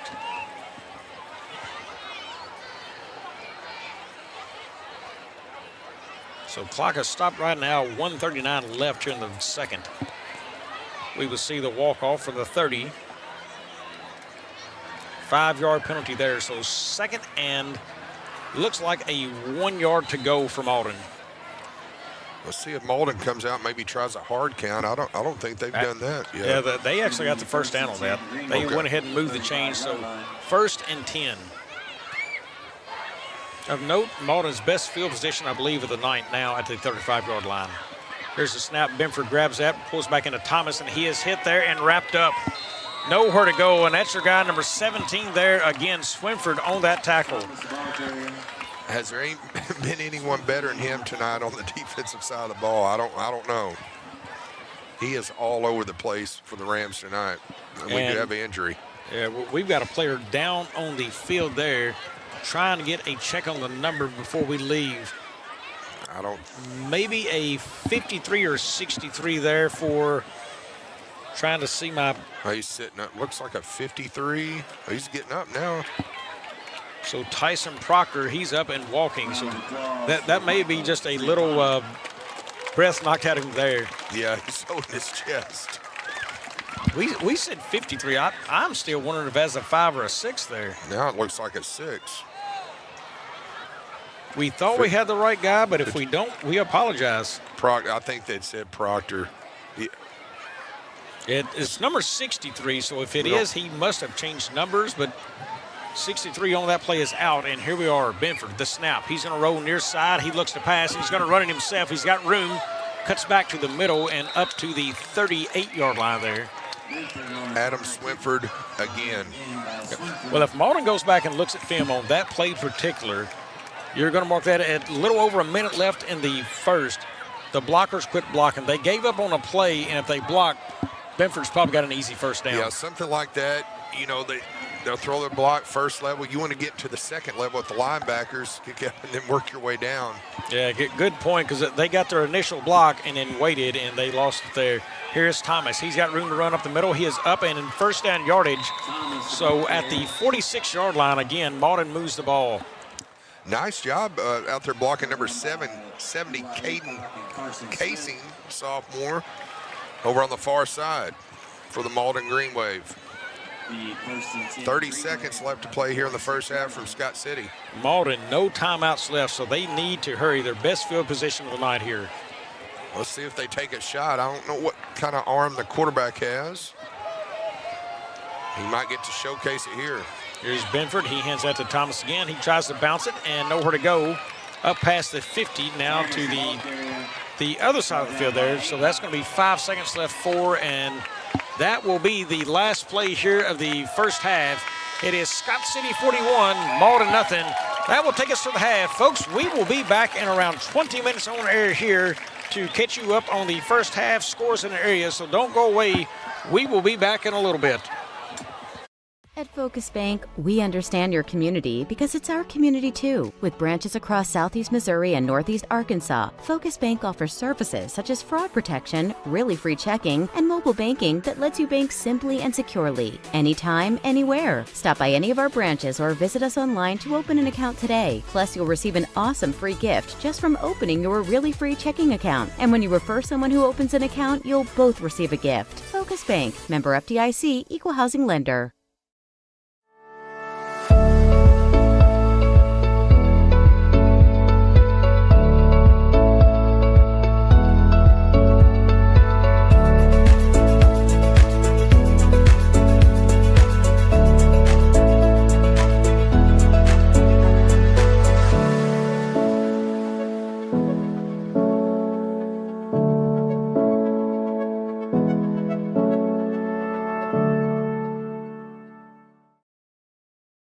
Karen Cook here, full-time agent with Young Real Estate, LLC.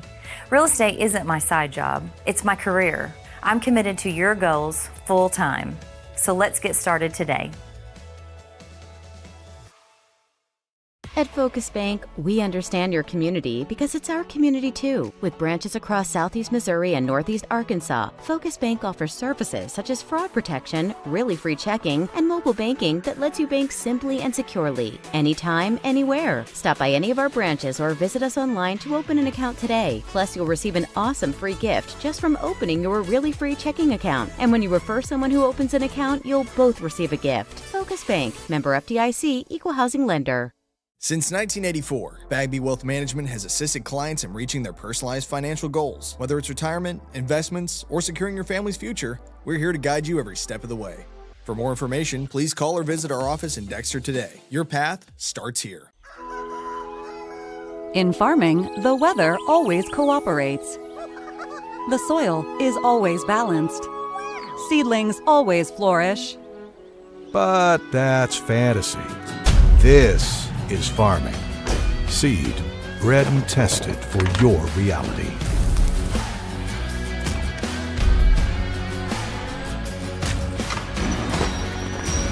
Dynagrow Seed, for real. Please pass the hot sauce. No, none of that watered down ketchup. Give me the heat. At Southern Bank, we're never not helpful.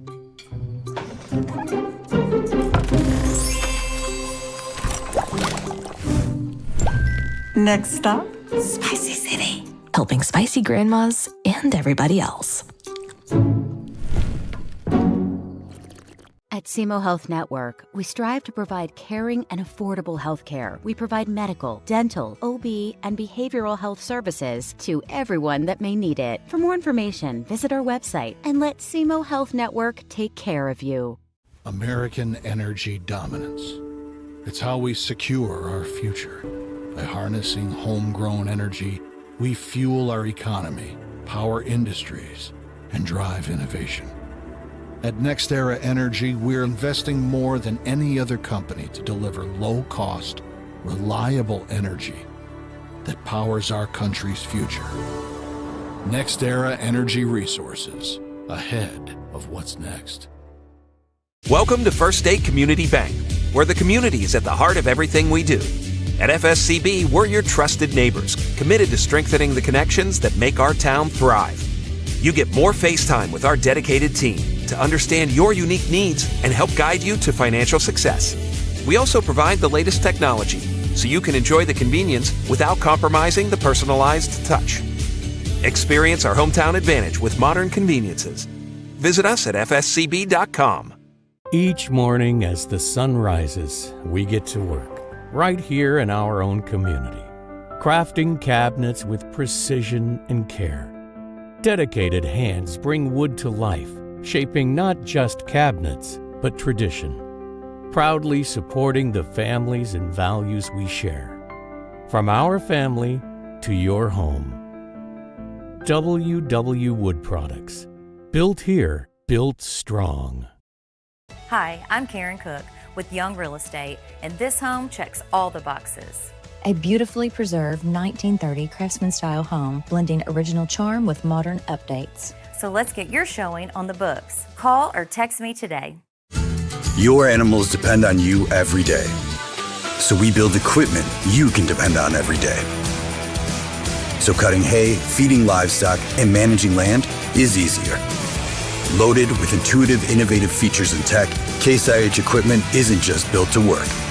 It's built to work for livestock producers. Case IH, built by farmers. Talk to your Baker Implement dealer today.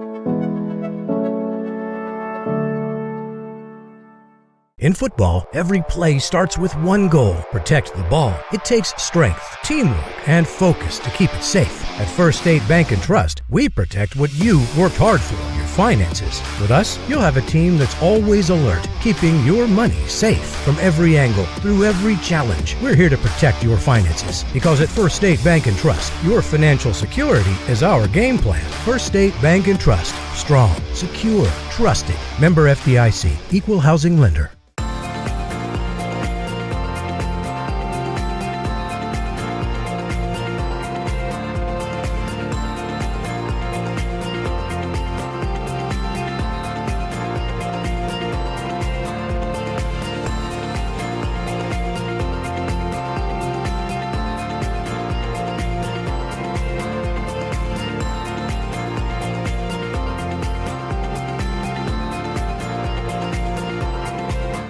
Agriculture is not a fad, and it's not for the faint of heart. Long days become long nights, sacrificing time away from your family, even on weekends, just so you can get the crop in and get the crop out. This is your way of life. At Farm Credit Southeast Missouri, we are 100% bought into your commitment. Because we are customer-owned, it is our mission to be your ag lender, and we intend to be your value-added partner for next year and the long term.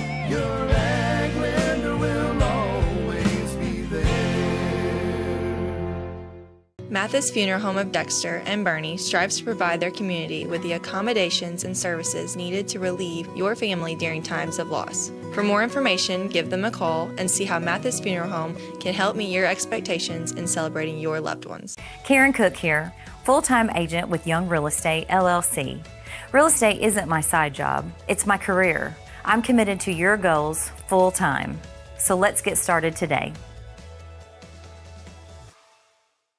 At Focus Bank, we understand your community because it's our community too. With branches across Southeast Missouri and Northeast Arkansas, Focus Bank offers services such as fraud protection, really free checking, and mobile banking that lets you bank simply and securely, anytime, anywhere. Stop by any of our branches or visit us online to open an account today. Plus, you'll receive an awesome free gift just from opening your really free checking account. And when you refer someone who opens an account, you'll both receive a gift. Focus Bank, member FDIC, equal housing lender. Since 1984, Bagby Wealth Management has assisted clients in reaching their personalized financial goals. Whether it's retirement, investments, or securing your family's future, we're here to guide you every step of the way. For more information, please call or visit our office in Dexter today. Your path starts here. In farming, the weather always cooperates. The soil is always balanced. Seedlings always flourish. But that's fantasy. This is farming. Seed, bred and tested for your reality.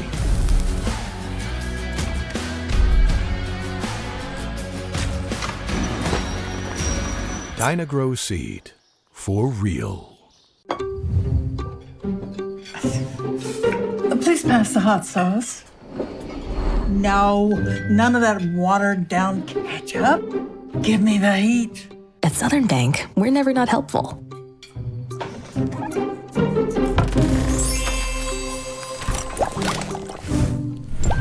Next stop, Spicy City. Helping spicy grandmas and everybody else. At SEMO Health Network, we strive to provide caring and affordable health care. We provide medical, dental, OB, and behavioral health services to everyone that may need it. For more information, visit our website and let SEMO Health Network take care of you. American energy dominance. It's how we secure our future. By harnessing homegrown energy, we fuel our economy, power industries, and drive innovation. At NextEra Energy, we're investing more than any other company to deliver low-cost, reliable energy that powers our country's future. NextEra Energy Resources, ahead of what's next. Welcome to First State Community Bank, where the community is at the heart of everything we do. At FSCB, we're your trusted neighbors, committed to strengthening the connections that make our town thrive. You get more face time with our dedicated team to understand your unique needs and help guide you to financial success.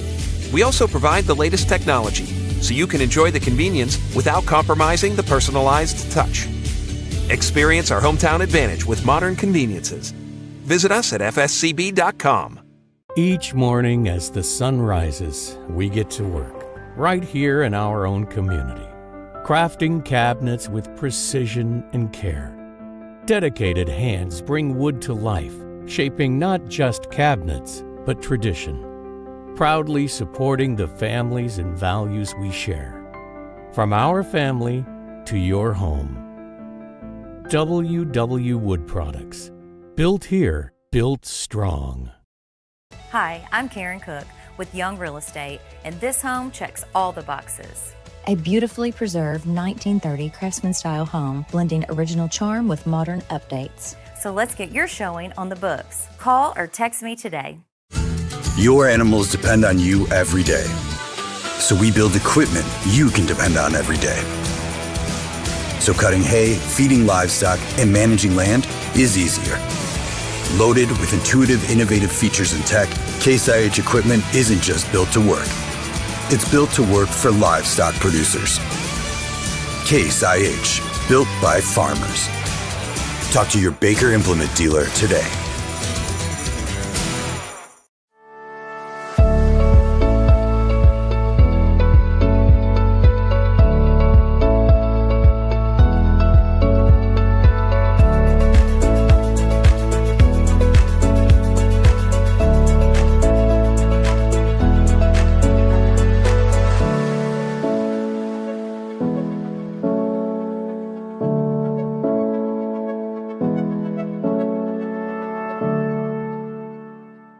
In football, every play starts with one goal: protect the ball. It takes strength, teamwork, and focus to keep it safe. At First State Bank and Trust, we protect what you worked hard for, your finances. With us, you'll have a team that's always alert, keeping your money safe from every angle, through every challenge. We're here to protect your finances, because at First State Bank and Trust, your financial security is our game plan. First State Bank and Trust. Strong, secure, trusted. Member FDIC. Equal housing lender.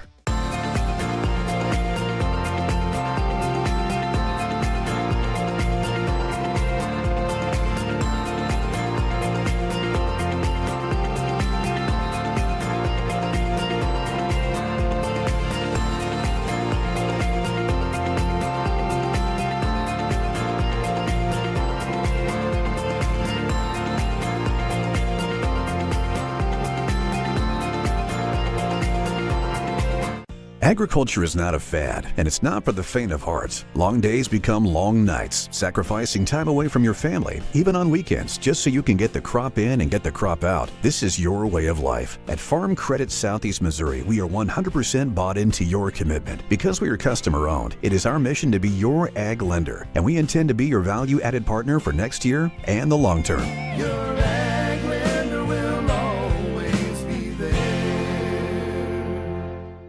Mathis Funeral Home of Dexter and Bernie strives to provide their community with the accommodations and services needed to relieve your family during times of loss. For more information, give them a call and see how Mathis Funeral Home can help meet your expectations in celebrating your loved ones. Karen Cook here, full-time agent with Young Real Estate, LLC. Real estate isn't my side job, it's my career. I'm committed to your goals full-time. So let's get started today. At Focus Bank, we understand your community because it's our community too. With branches across Southeast Missouri and Northeast Arkansas, Focus Bank offers services such as fraud protection, really free checking, and mobile banking that lets you bank simply and securely, anytime, anywhere. Stop by any of our branches or visit us online to open an account today. Plus, you'll receive an awesome free gift just from opening your really free checking account. And when you refer someone who opens an account, you'll both receive a gift. Focus Bank, member FDIC, equal housing lender. Since 1984, Bagby Wealth Management has assisted clients in reaching their personalized financial goals. Whether it's retirement, investments, or securing your family's future, we're here to guide you every step of the way. For more information, please call or visit our office in Dexter today. Your path starts here. In farming, the weather always cooperates. The soil is always balanced. Seedlings always flourish.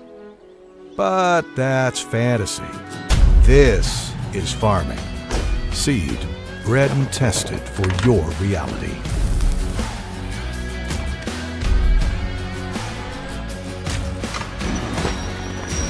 Dynagrow Seed, for real.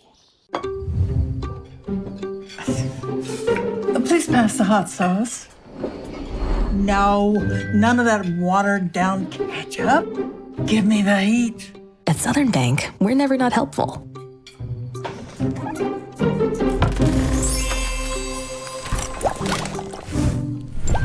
Next stop, Spicy City. Helping spicy grandmas and everybody else.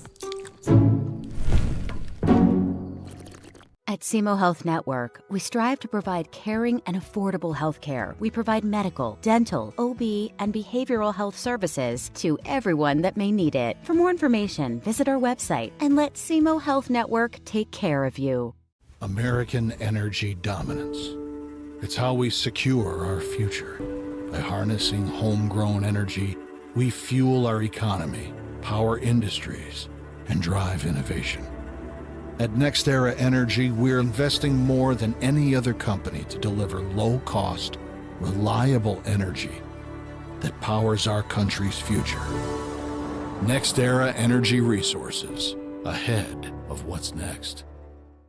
Welcome to First State Community Bank, where the community is at the heart of everything we do. At FSCB, we're your trusted neighbors, committed to strengthening the connections that make our town thrive. You get more face time with our dedicated team to understand your unique needs and help guide you to financial success. We also provide the latest technology so you can enjoy the convenience without compromising the personalized touch. Experience our hometown advantage with modern conveniences. Visit us at fscb.com. Each morning as the sun rises, we get to work, right here in our own community, crafting cabinets with precision and care. Dedicated hands bring wood to life, shaping not just cabinets, but tradition, proudly supporting the families and values we share. From our family to your home.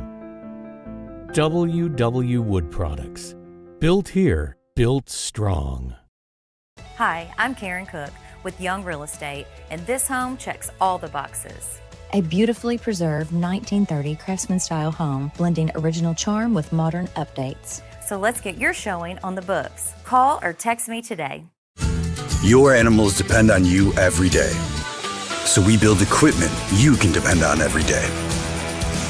So cutting hay, feeding livestock, and managing land is easier. Loaded with intuitive, innovative features and tech, Case IH equipment isn't just built to work. It's built to work for livestock producers. Case IH, built by farmers. Talk to your Baker Implement dealer today.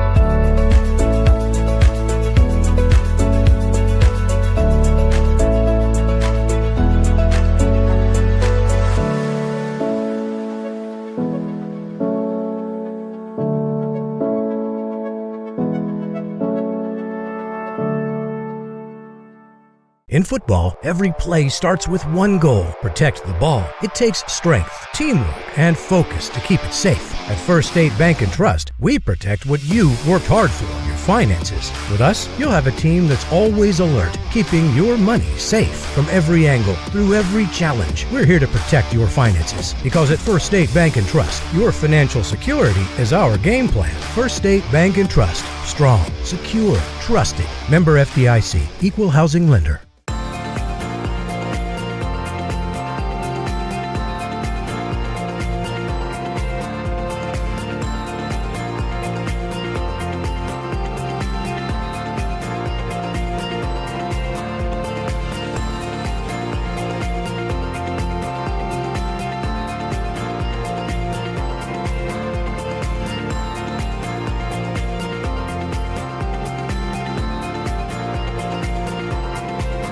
Agriculture is not a fad, and it's not for the faint of heart. Long days become long nights, sacrificing time away from your family, even on weekends, just so you can get the crop in and get the crop out. This is your way of life. At Farm Credit Southeast Missouri, we are 100% bought into your commitment. Because we are customer-owned, it is our mission to be your ag lender, and we intend to be your value-added partner for next year and the long term.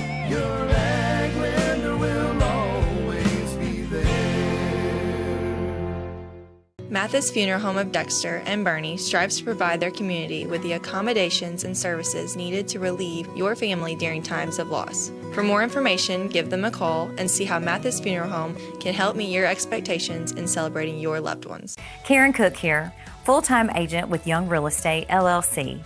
Real estate isn't my side job, it's my career. I'm committed to your goals full-time. So let's get started today.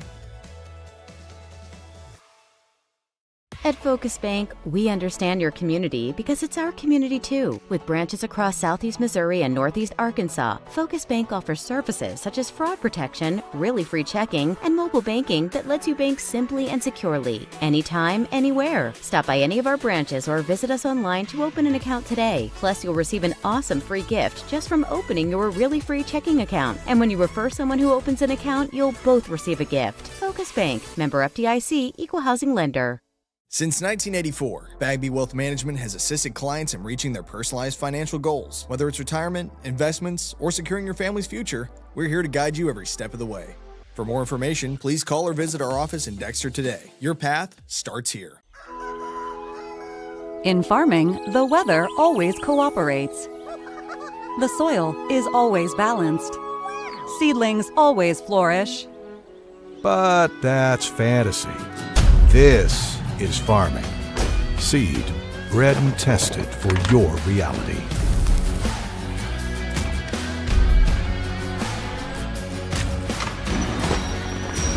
Dynagrow Seed, for real. Ready, set, let's go. I'm on the way up. I'm on the way up.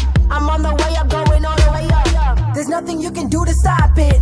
I've been on the way up cause they know I'm popping. Hits, no misses, clean up like the dishes. Ain't no point telling me to stop cause I won't listen. Every level got a new devil. I'ma give them hell cause I'm leveling up. I'm on a new level. I'm on a new level. I'm on a new level, leveling up. Welcome back to Scott City as we are finishing up halftime here in the 3-minute warm-up period. James, we thought it was going to be an offensive showing maybe by Rustin Underwood and Jackson Gloth, but really it's been the Scott City Rams defense that has held, and maybe the biggest story of the night. They have been stingy on the yards they've given up. They've also had a pick six for a score, and, man, they have got the shutout going so far tonight. Yeah, I've been really impressed with the Scott City defense, in particular number 17, Adam Swinford.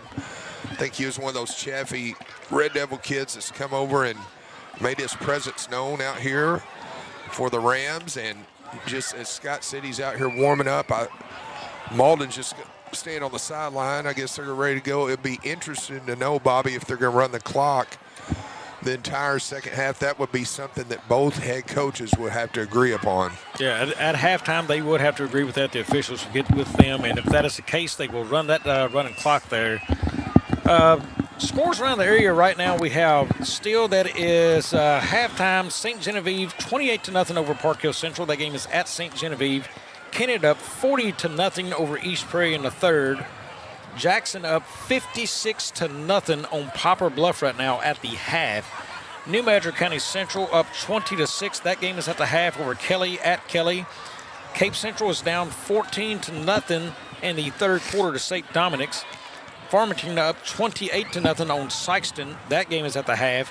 St. Vincent over Hayti right now, 28-8. That game has started in the third quarter.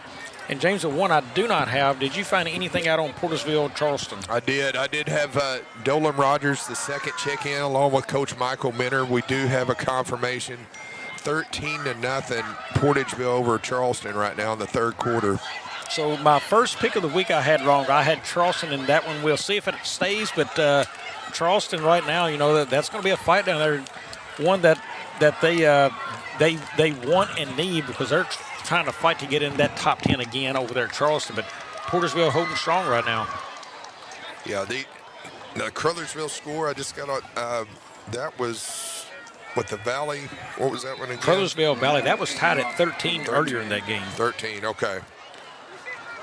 Here's the kick. It is a short kick and goes out of bounds, so that will be taken when about the 28-yard line. That will be marked up to the 35 as they have the choice, so they will take the penalty up to the 35.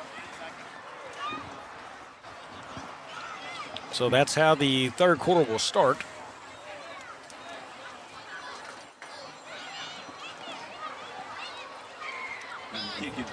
Scott City will have it there, and that is going to be they're going to go back with Handbag. That is the backup quarterback still there, so he comes out to start the second half at quarterback. Yeah, I don't blame him there. You my philosophy was always you make sure you get the win, then you protect your starters, especially your starting quarterback. The caliber of Jackson Gloth and Leighton Hanbach is very capable. Again, these are good minutes for him to get, Bobby. Here's a play here that is going to be Swinford. He's going to go up the middle and get about 5 to 6 yards on the carry. It looks about a gain of 6. Nice stick there again by big number 70, Caden Casing, big sophomore for the Malden Greenwave. James, a name that maybe some Scott City folks are familiar with. Kerry Thompson has joined us up in the booth. He's going to have the call with me next week down at Dexter. So that'll be Kelly will visit Dexter. Scott City folks, tune in and listen to Kerry. He's been a long time around this school here, I believe, coaching some. So he will be in the booth with me next week on that call. Here is Swinford again. He's going to make a nice cut upfield, and he's going to have the first down. He is up to the 47-yard line there. Yeah, I've had the pleasure of knowing Coach Thompson for points since the early 2000s. He was the former head basketball coach at East Prairie back in the early 2000s. Just a great guy, and gone on to kind of make his career. He's a Clarkton boy, so he's from the Boot Hill, and I think you're going to enjoy yourself with Coach Gary Thompson. Yeah, first time I've been able to call with him. His first broadcast with Aycorp, too. So, folks, be sure to join in, listen to that from Scott City. Send him a text, let him know how much you appreciate him being on. But looking forward to that. We're always welcoming people in with the family here in Aycorp, and he'll be no different next week. Yeah, good to have you on board there, Coach. A 5-yard penalty there against the Rams. That backs them up. 2nd and 8 now for the Rams. Swinford in the backfield. He is to the left of Hanbach.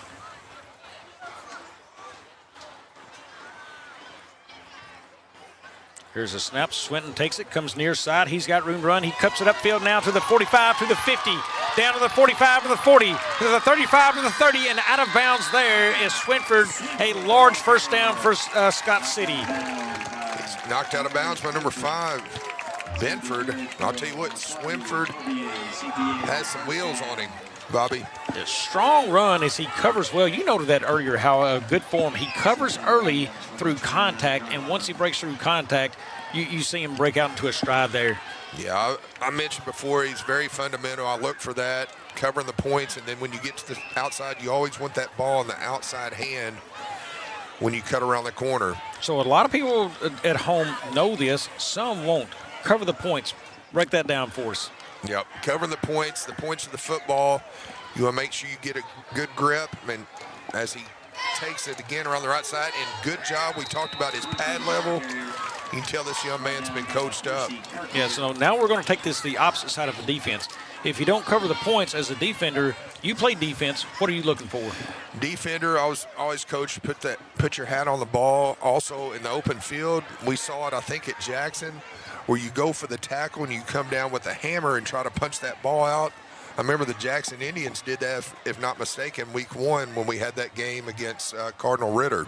Yep, and if you come from the backside, you can kind of punch up, hit that football there. But are you hitting the middle of the football? Do you want to hit the points? Where do you want to hit? Yeah, right in the middle of the football. Punch it out. Yeah, there is a big run by Hanbach as he pushes down to about the 11-yard line there. But you always want to make sure you have the tackle first. I taught my guys to get it, and then just to come down with the punch right in the middle of the football. Yep, you're grabbing my shoulders. You're saying get the hand on the shoulder to pull down and come down on the football there. Correct. Good lessons by Coach James Hodges there, folks. As we're coming up on 8 minutes left to play in the third quarter. Now, as we talked about that too, James, you were on the team at SEMO up there a while back. How much time did y'all spend on trying to knock a ball loose like that? We did. That's something we did every day. It might be only 5 minutes, but we would spend a period every day doing it. Swinford's out to the edge now, down inside the 5-yard line, and there's a flag in the area, probably where a face mask is going to be. Which back then we'd have a manager run the bullhorn, and the defense would always be on the upper field by the Rosengarten, and the offense on the lower field. But that's something that Coach Charles Sabatini, our defensive coordinator, would have us do every day. Yeah, interesting. You know, that's how big of an emphasis is on turnovers. You practice that every day. Yeah, to win the turnover battle, that was always a point of emphasis. that'll always put you in a good shape to win that game that week. We are awaiting the call here. It's going to be a face mask that is going to go against Malden. So that will be a half of the distance of the goal there.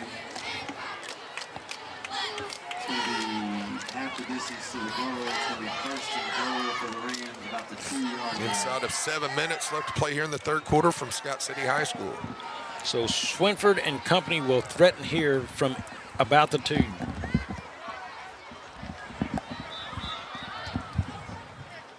We've got 2 split wide down here to the bottom of the screen. Swinford alongside handback. And that's going to be offsides on Malden. They made contact in the middle, so that's going to be half the distance. So that'll move it to the 1-yard line now. Yeah, I believe that was number 3, just got a little overzealous there in the middle. Tyron Wright. He was looking to make the big play, and you applaud it because he's trying to time that right, but just missed it.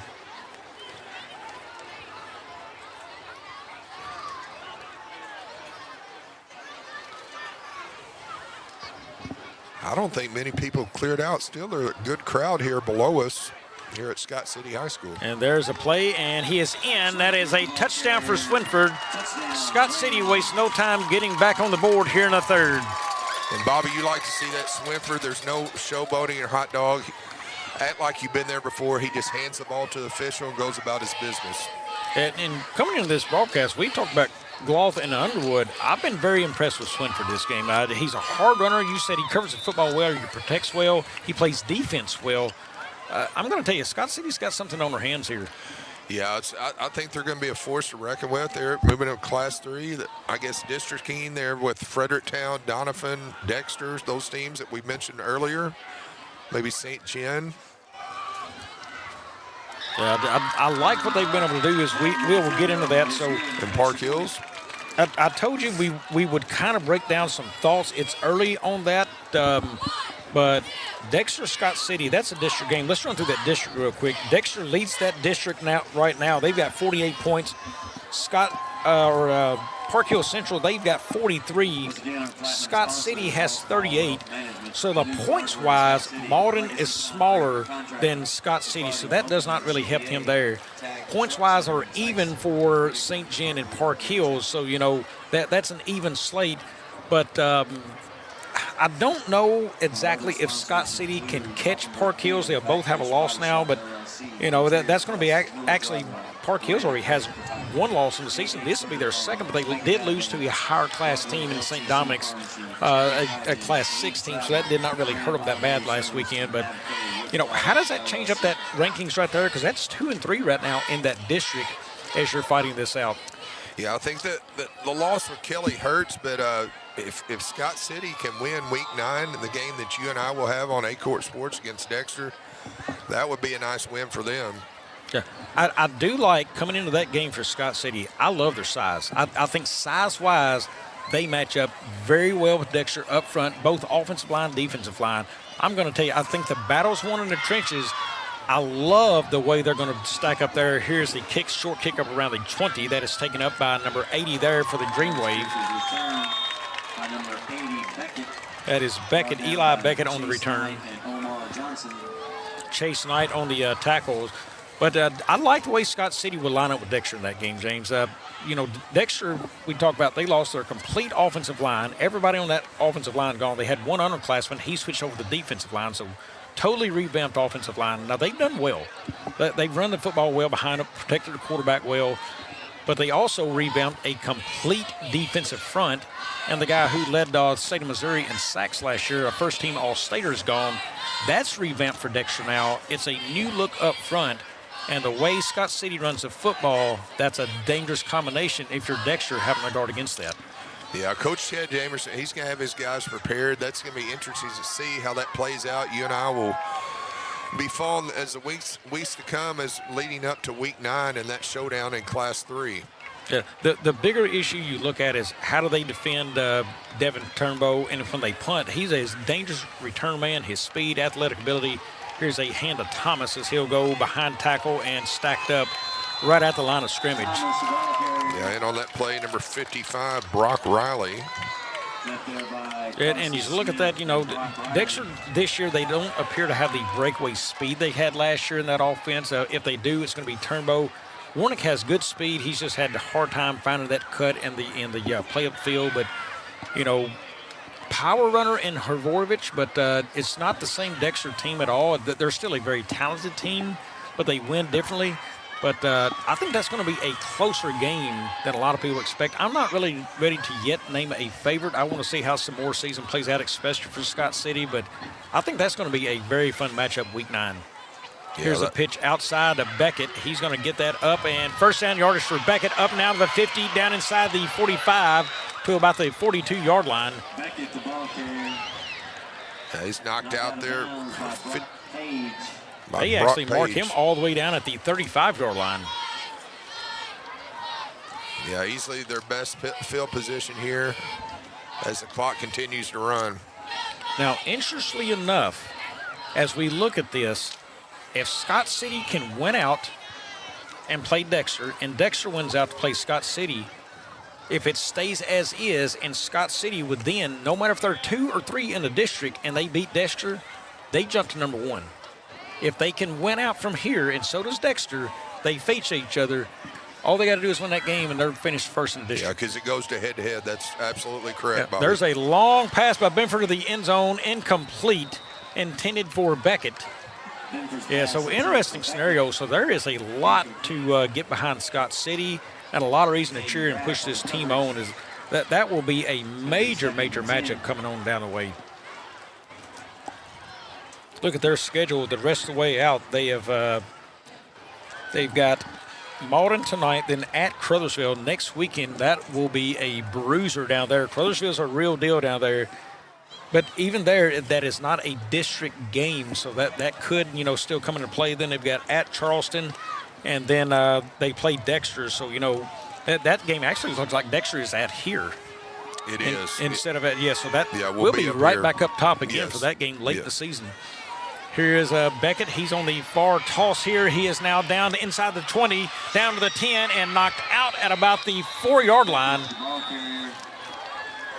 So Malden now threatening here in the third. He's pushed out by number 13, Brock Page, a freshman. And again, look at how this is stringing out. They are going everything outside and wide. Now keep in mind, there's, I think, several reserves in for Scott City's. So not there's exactly their starting lineup. A lot of kids getting an experience, but Malden right now threatening to the outside. Yeah, all of their success, matter of fact, tonight out there. Beckett in motion. Here's the inside hand of Thomas. He goes back right, and he's going to be wrapped up there. Good job there by number 53 for the Scott City Rams. Yeah, that's number 50, Tyson Proctor, 5'11", 205-pound sophomore for the Rams. 1 minute now, right at it here in the third, so run a clock this half. As we said earlier, coming up on Aycorp this week, we've got 2 volleyball games, football again Friday night. Be sure to go to a Facebook and hit the like button there. Go to our YouTube channel, hit that as well. You like it, you get the notifications coming in to you that way. And keep up with all things Aycorp. Here's a fumble snap. Benford's going to have to roll out. He's looking for help. A lot of blue around him, and he will go down. He is down at the 9-yard line. Yeah, nice play there. Wrap up by Camden Bollinger, 5'10", 155-pound sophomore for the Rams.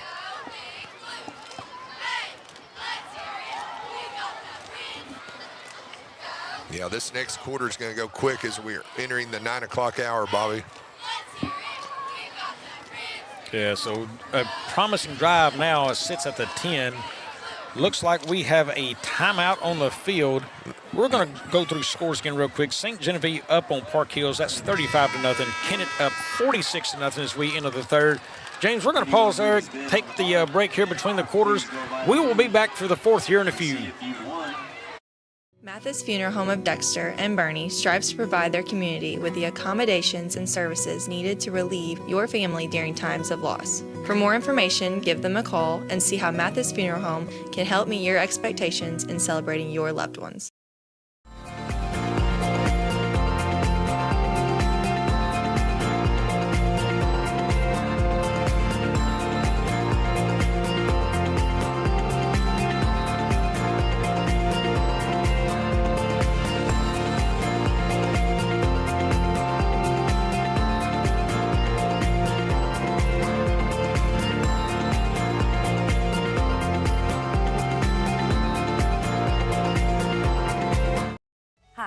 Karen Cook with Young Real Estate, and this home checks all the boxes.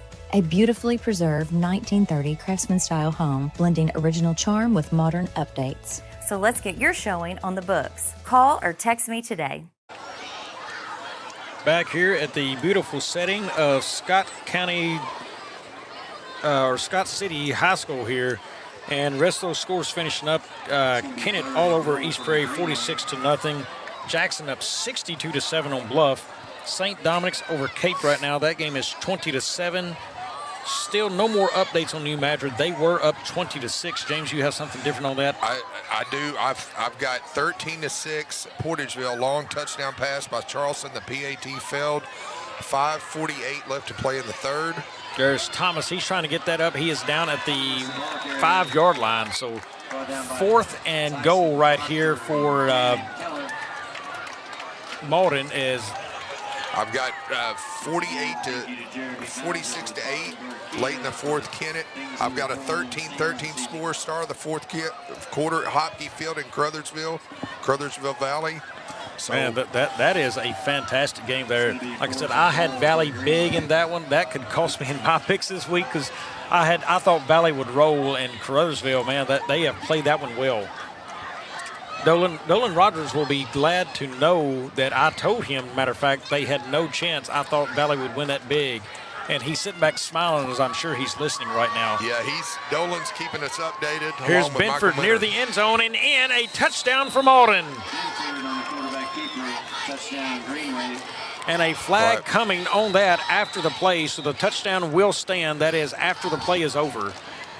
Preliminary indications. Agriculture is not a fad, and it's not for the faint of heart. Long days become long. Up in there is now 42-0 over Sykeston.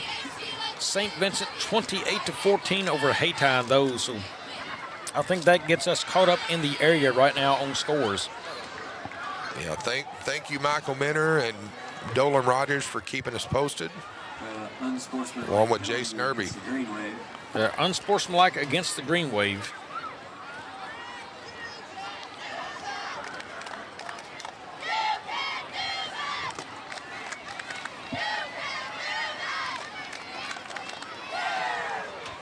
Short conference there with the head coach and the White Hats. We will see what they decide to do on that penalty. I'm sure it's going to be assessed on the kickoff. Yeah, the head coach, I think he's from your neck of the woods, West Tennessee. I'm not for sure exactly. Tennessee guy, but now it would have been so long ago because I moved to Boot Hill in 2008, so that's been a long time ago. I'm not even sure if he was head coaching then or where it was at. So, well beyond my time there. And even then, for 5 years before that, I was working down in Memphis area. And then before that, I was in college. So, that started college back in the fall of '98. So, that would have been a long time for me there to try to go back and remember. And I'm not even sure he was coaching football yet at that time. May have not. College was a long time ago, James, it seems like. Even longer for me. It's funny I say years. That. Here's Benford now. He'll looking on the two-point conversion. He's going to tuck it and run it himself. Breaks one tackle and out of bounds there. So the two-point conversion is no good.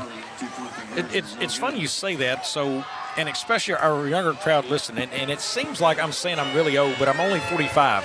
But now, when I was in college, just starting back in the fall of '98, cell phones were just starting to be a bigger deal then. Everybody was starting to get a cell phone at that time, and not everybody had them. But we didn't have these methods. Texting was not a big thing back then. That was not huge yet back in the fall of '98. Well, I've got one better. So there was no internet and no cell phones when I was in college. I mean, I started over 30. You're old. I'm in my 50s. But I remember those bag phones and the roaming charges. So you older listeners will get a good chuckle out of that. But a lot of good times. Our younger listeners are, what is a bag phone? Yeah. They don't even know what those things are. Yeah. And they're not that old. Yeah. I will tell you, I remember somewhere in that year, that fall of '98, I remember I filled up for gas for 75 cents a gallon, and it went up to like 95 to 98 cents a gallon. I said, it'll go back down, and it never did. the cheapest I can ever remember filling up 75 cents a gallon. And, now, we're just pushing under $3. And it's kind of a weird deal. You look back at those times, but vivid memories of that, how cheap I could fill up with gas back then. Oh, it's, I feel your pain on that, brother.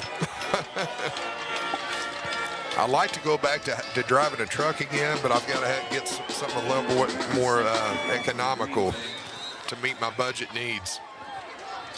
So the Greenwave set to kick off here, 48-6 ball game. They will kick that, and they do. It's going to be taken around the 20-yard line there and brought up as Underwood met at the 30 and taken down. So that's where the Scott City Rams will take over here with their next possession. Yeah, nice stick by that young man. I'd like to see his pad level a little bit lower. He met him straight up. That's number 20, Percy Kirkwood, young sophomore for the Greenwave. His helmet came off. And Underwood's coming off, so, his night from a running back position appears to be done. And I'm a little surprised that they even put him on a kickoff at that point. If you can't run the ball behind the quarterback, hey, do I need to be doing kickoffs as well? But yeah, I see Lane Miller over here, a lot of the Scott City starters. It's good for those guys. They're going to have their legs back earlier. They're not going to be as sore tomorrow. Even Swinford now subs out as they get more players into this game to experience action. Looks like a new quarterback. James, I will let you track that down for me. Number 3 for the Rams. Yeah, that's the coach's son. And that's a hand of number 10. He's up near first down yardage there. Eli Bobine, 5'8", 115-pound sophomore. Yeah, that's the head coach's son coming in there, the third-string quarterback. So that's good to see. Camden Bollinger also on that run, number 10 there for the Rams. As his first touch of the day, he goes for a first down. As we're inside of 5.5 left to play here at Scott City High School. There's a snap, goes back to Bollinger. He goes up behind his line there, taken down for a short gain of about 1 on the play. He's brought down by number 3, Tyron Wright, the junior for the Malden Greenwave. As the clock continues to tick. Yeah, good game for a lot of experience for these young players for Scott City. Get a little bit of a glimpse of the future for them as well. Do have an update from Dolan. Looks like from McKay Field, Jim McKay Field in Portageville. 13-12, Charleston scores. They're going for 2, and they were stopped. Bollinger up the middle. He's got a nice game. Again, a first down. Boy, Bollinger, 3 carries and 2 of them for first downs tonight. And here comes flags. So Portageville's going to regain a lead. He might have just him. I think he just sent a guy to the locker room there. Yeah, he took his helmet off. We will now turn away from that. We don't want to give that too much attention. So they had a chance to tie. Charleston did. It was 12-14. They went for 2 and did not make it. Yeah, it was 13-12. Charleston went for 2. They were denied. So they went for the lead, actually. Yeah, they did. Surprising move. Wow, you could have tied the game, and now you're fighting to try to get back in there for another score. Yeah, another update. Dolan Rogers from Hopkey Field in Crothersville, they just threw a pick while they were driving. Valley now driving, tied at 13. Fourth quarter, Valley up 19-13. We do have a final from Metz Cherry Stadium in Kennett. It's Kennett 46, East Prairie 8. And it's 20-13 Valley over Crothersville. And one of my friends I talk to quite often about high school football, Kevin Rohn, he's always got his ear to the ground on that. He had told me that Kennett would be improved. We talked about this year. He said, yep, they're going to be a better team, improved. And he's right, that they are much improved. Coach White down there has got that program headed in the right direction as they roll tonight. Here's the snap, handed back inside again to Bollinger. He is taken down again for about a 1-yard gain. So I can only imagine the next runs for Bollinger is going to be another 10-yard gain, James. This is the way it's going. It's been a 10-yarder and a 1-yarder, a 10-yarder, now a 1-yarder.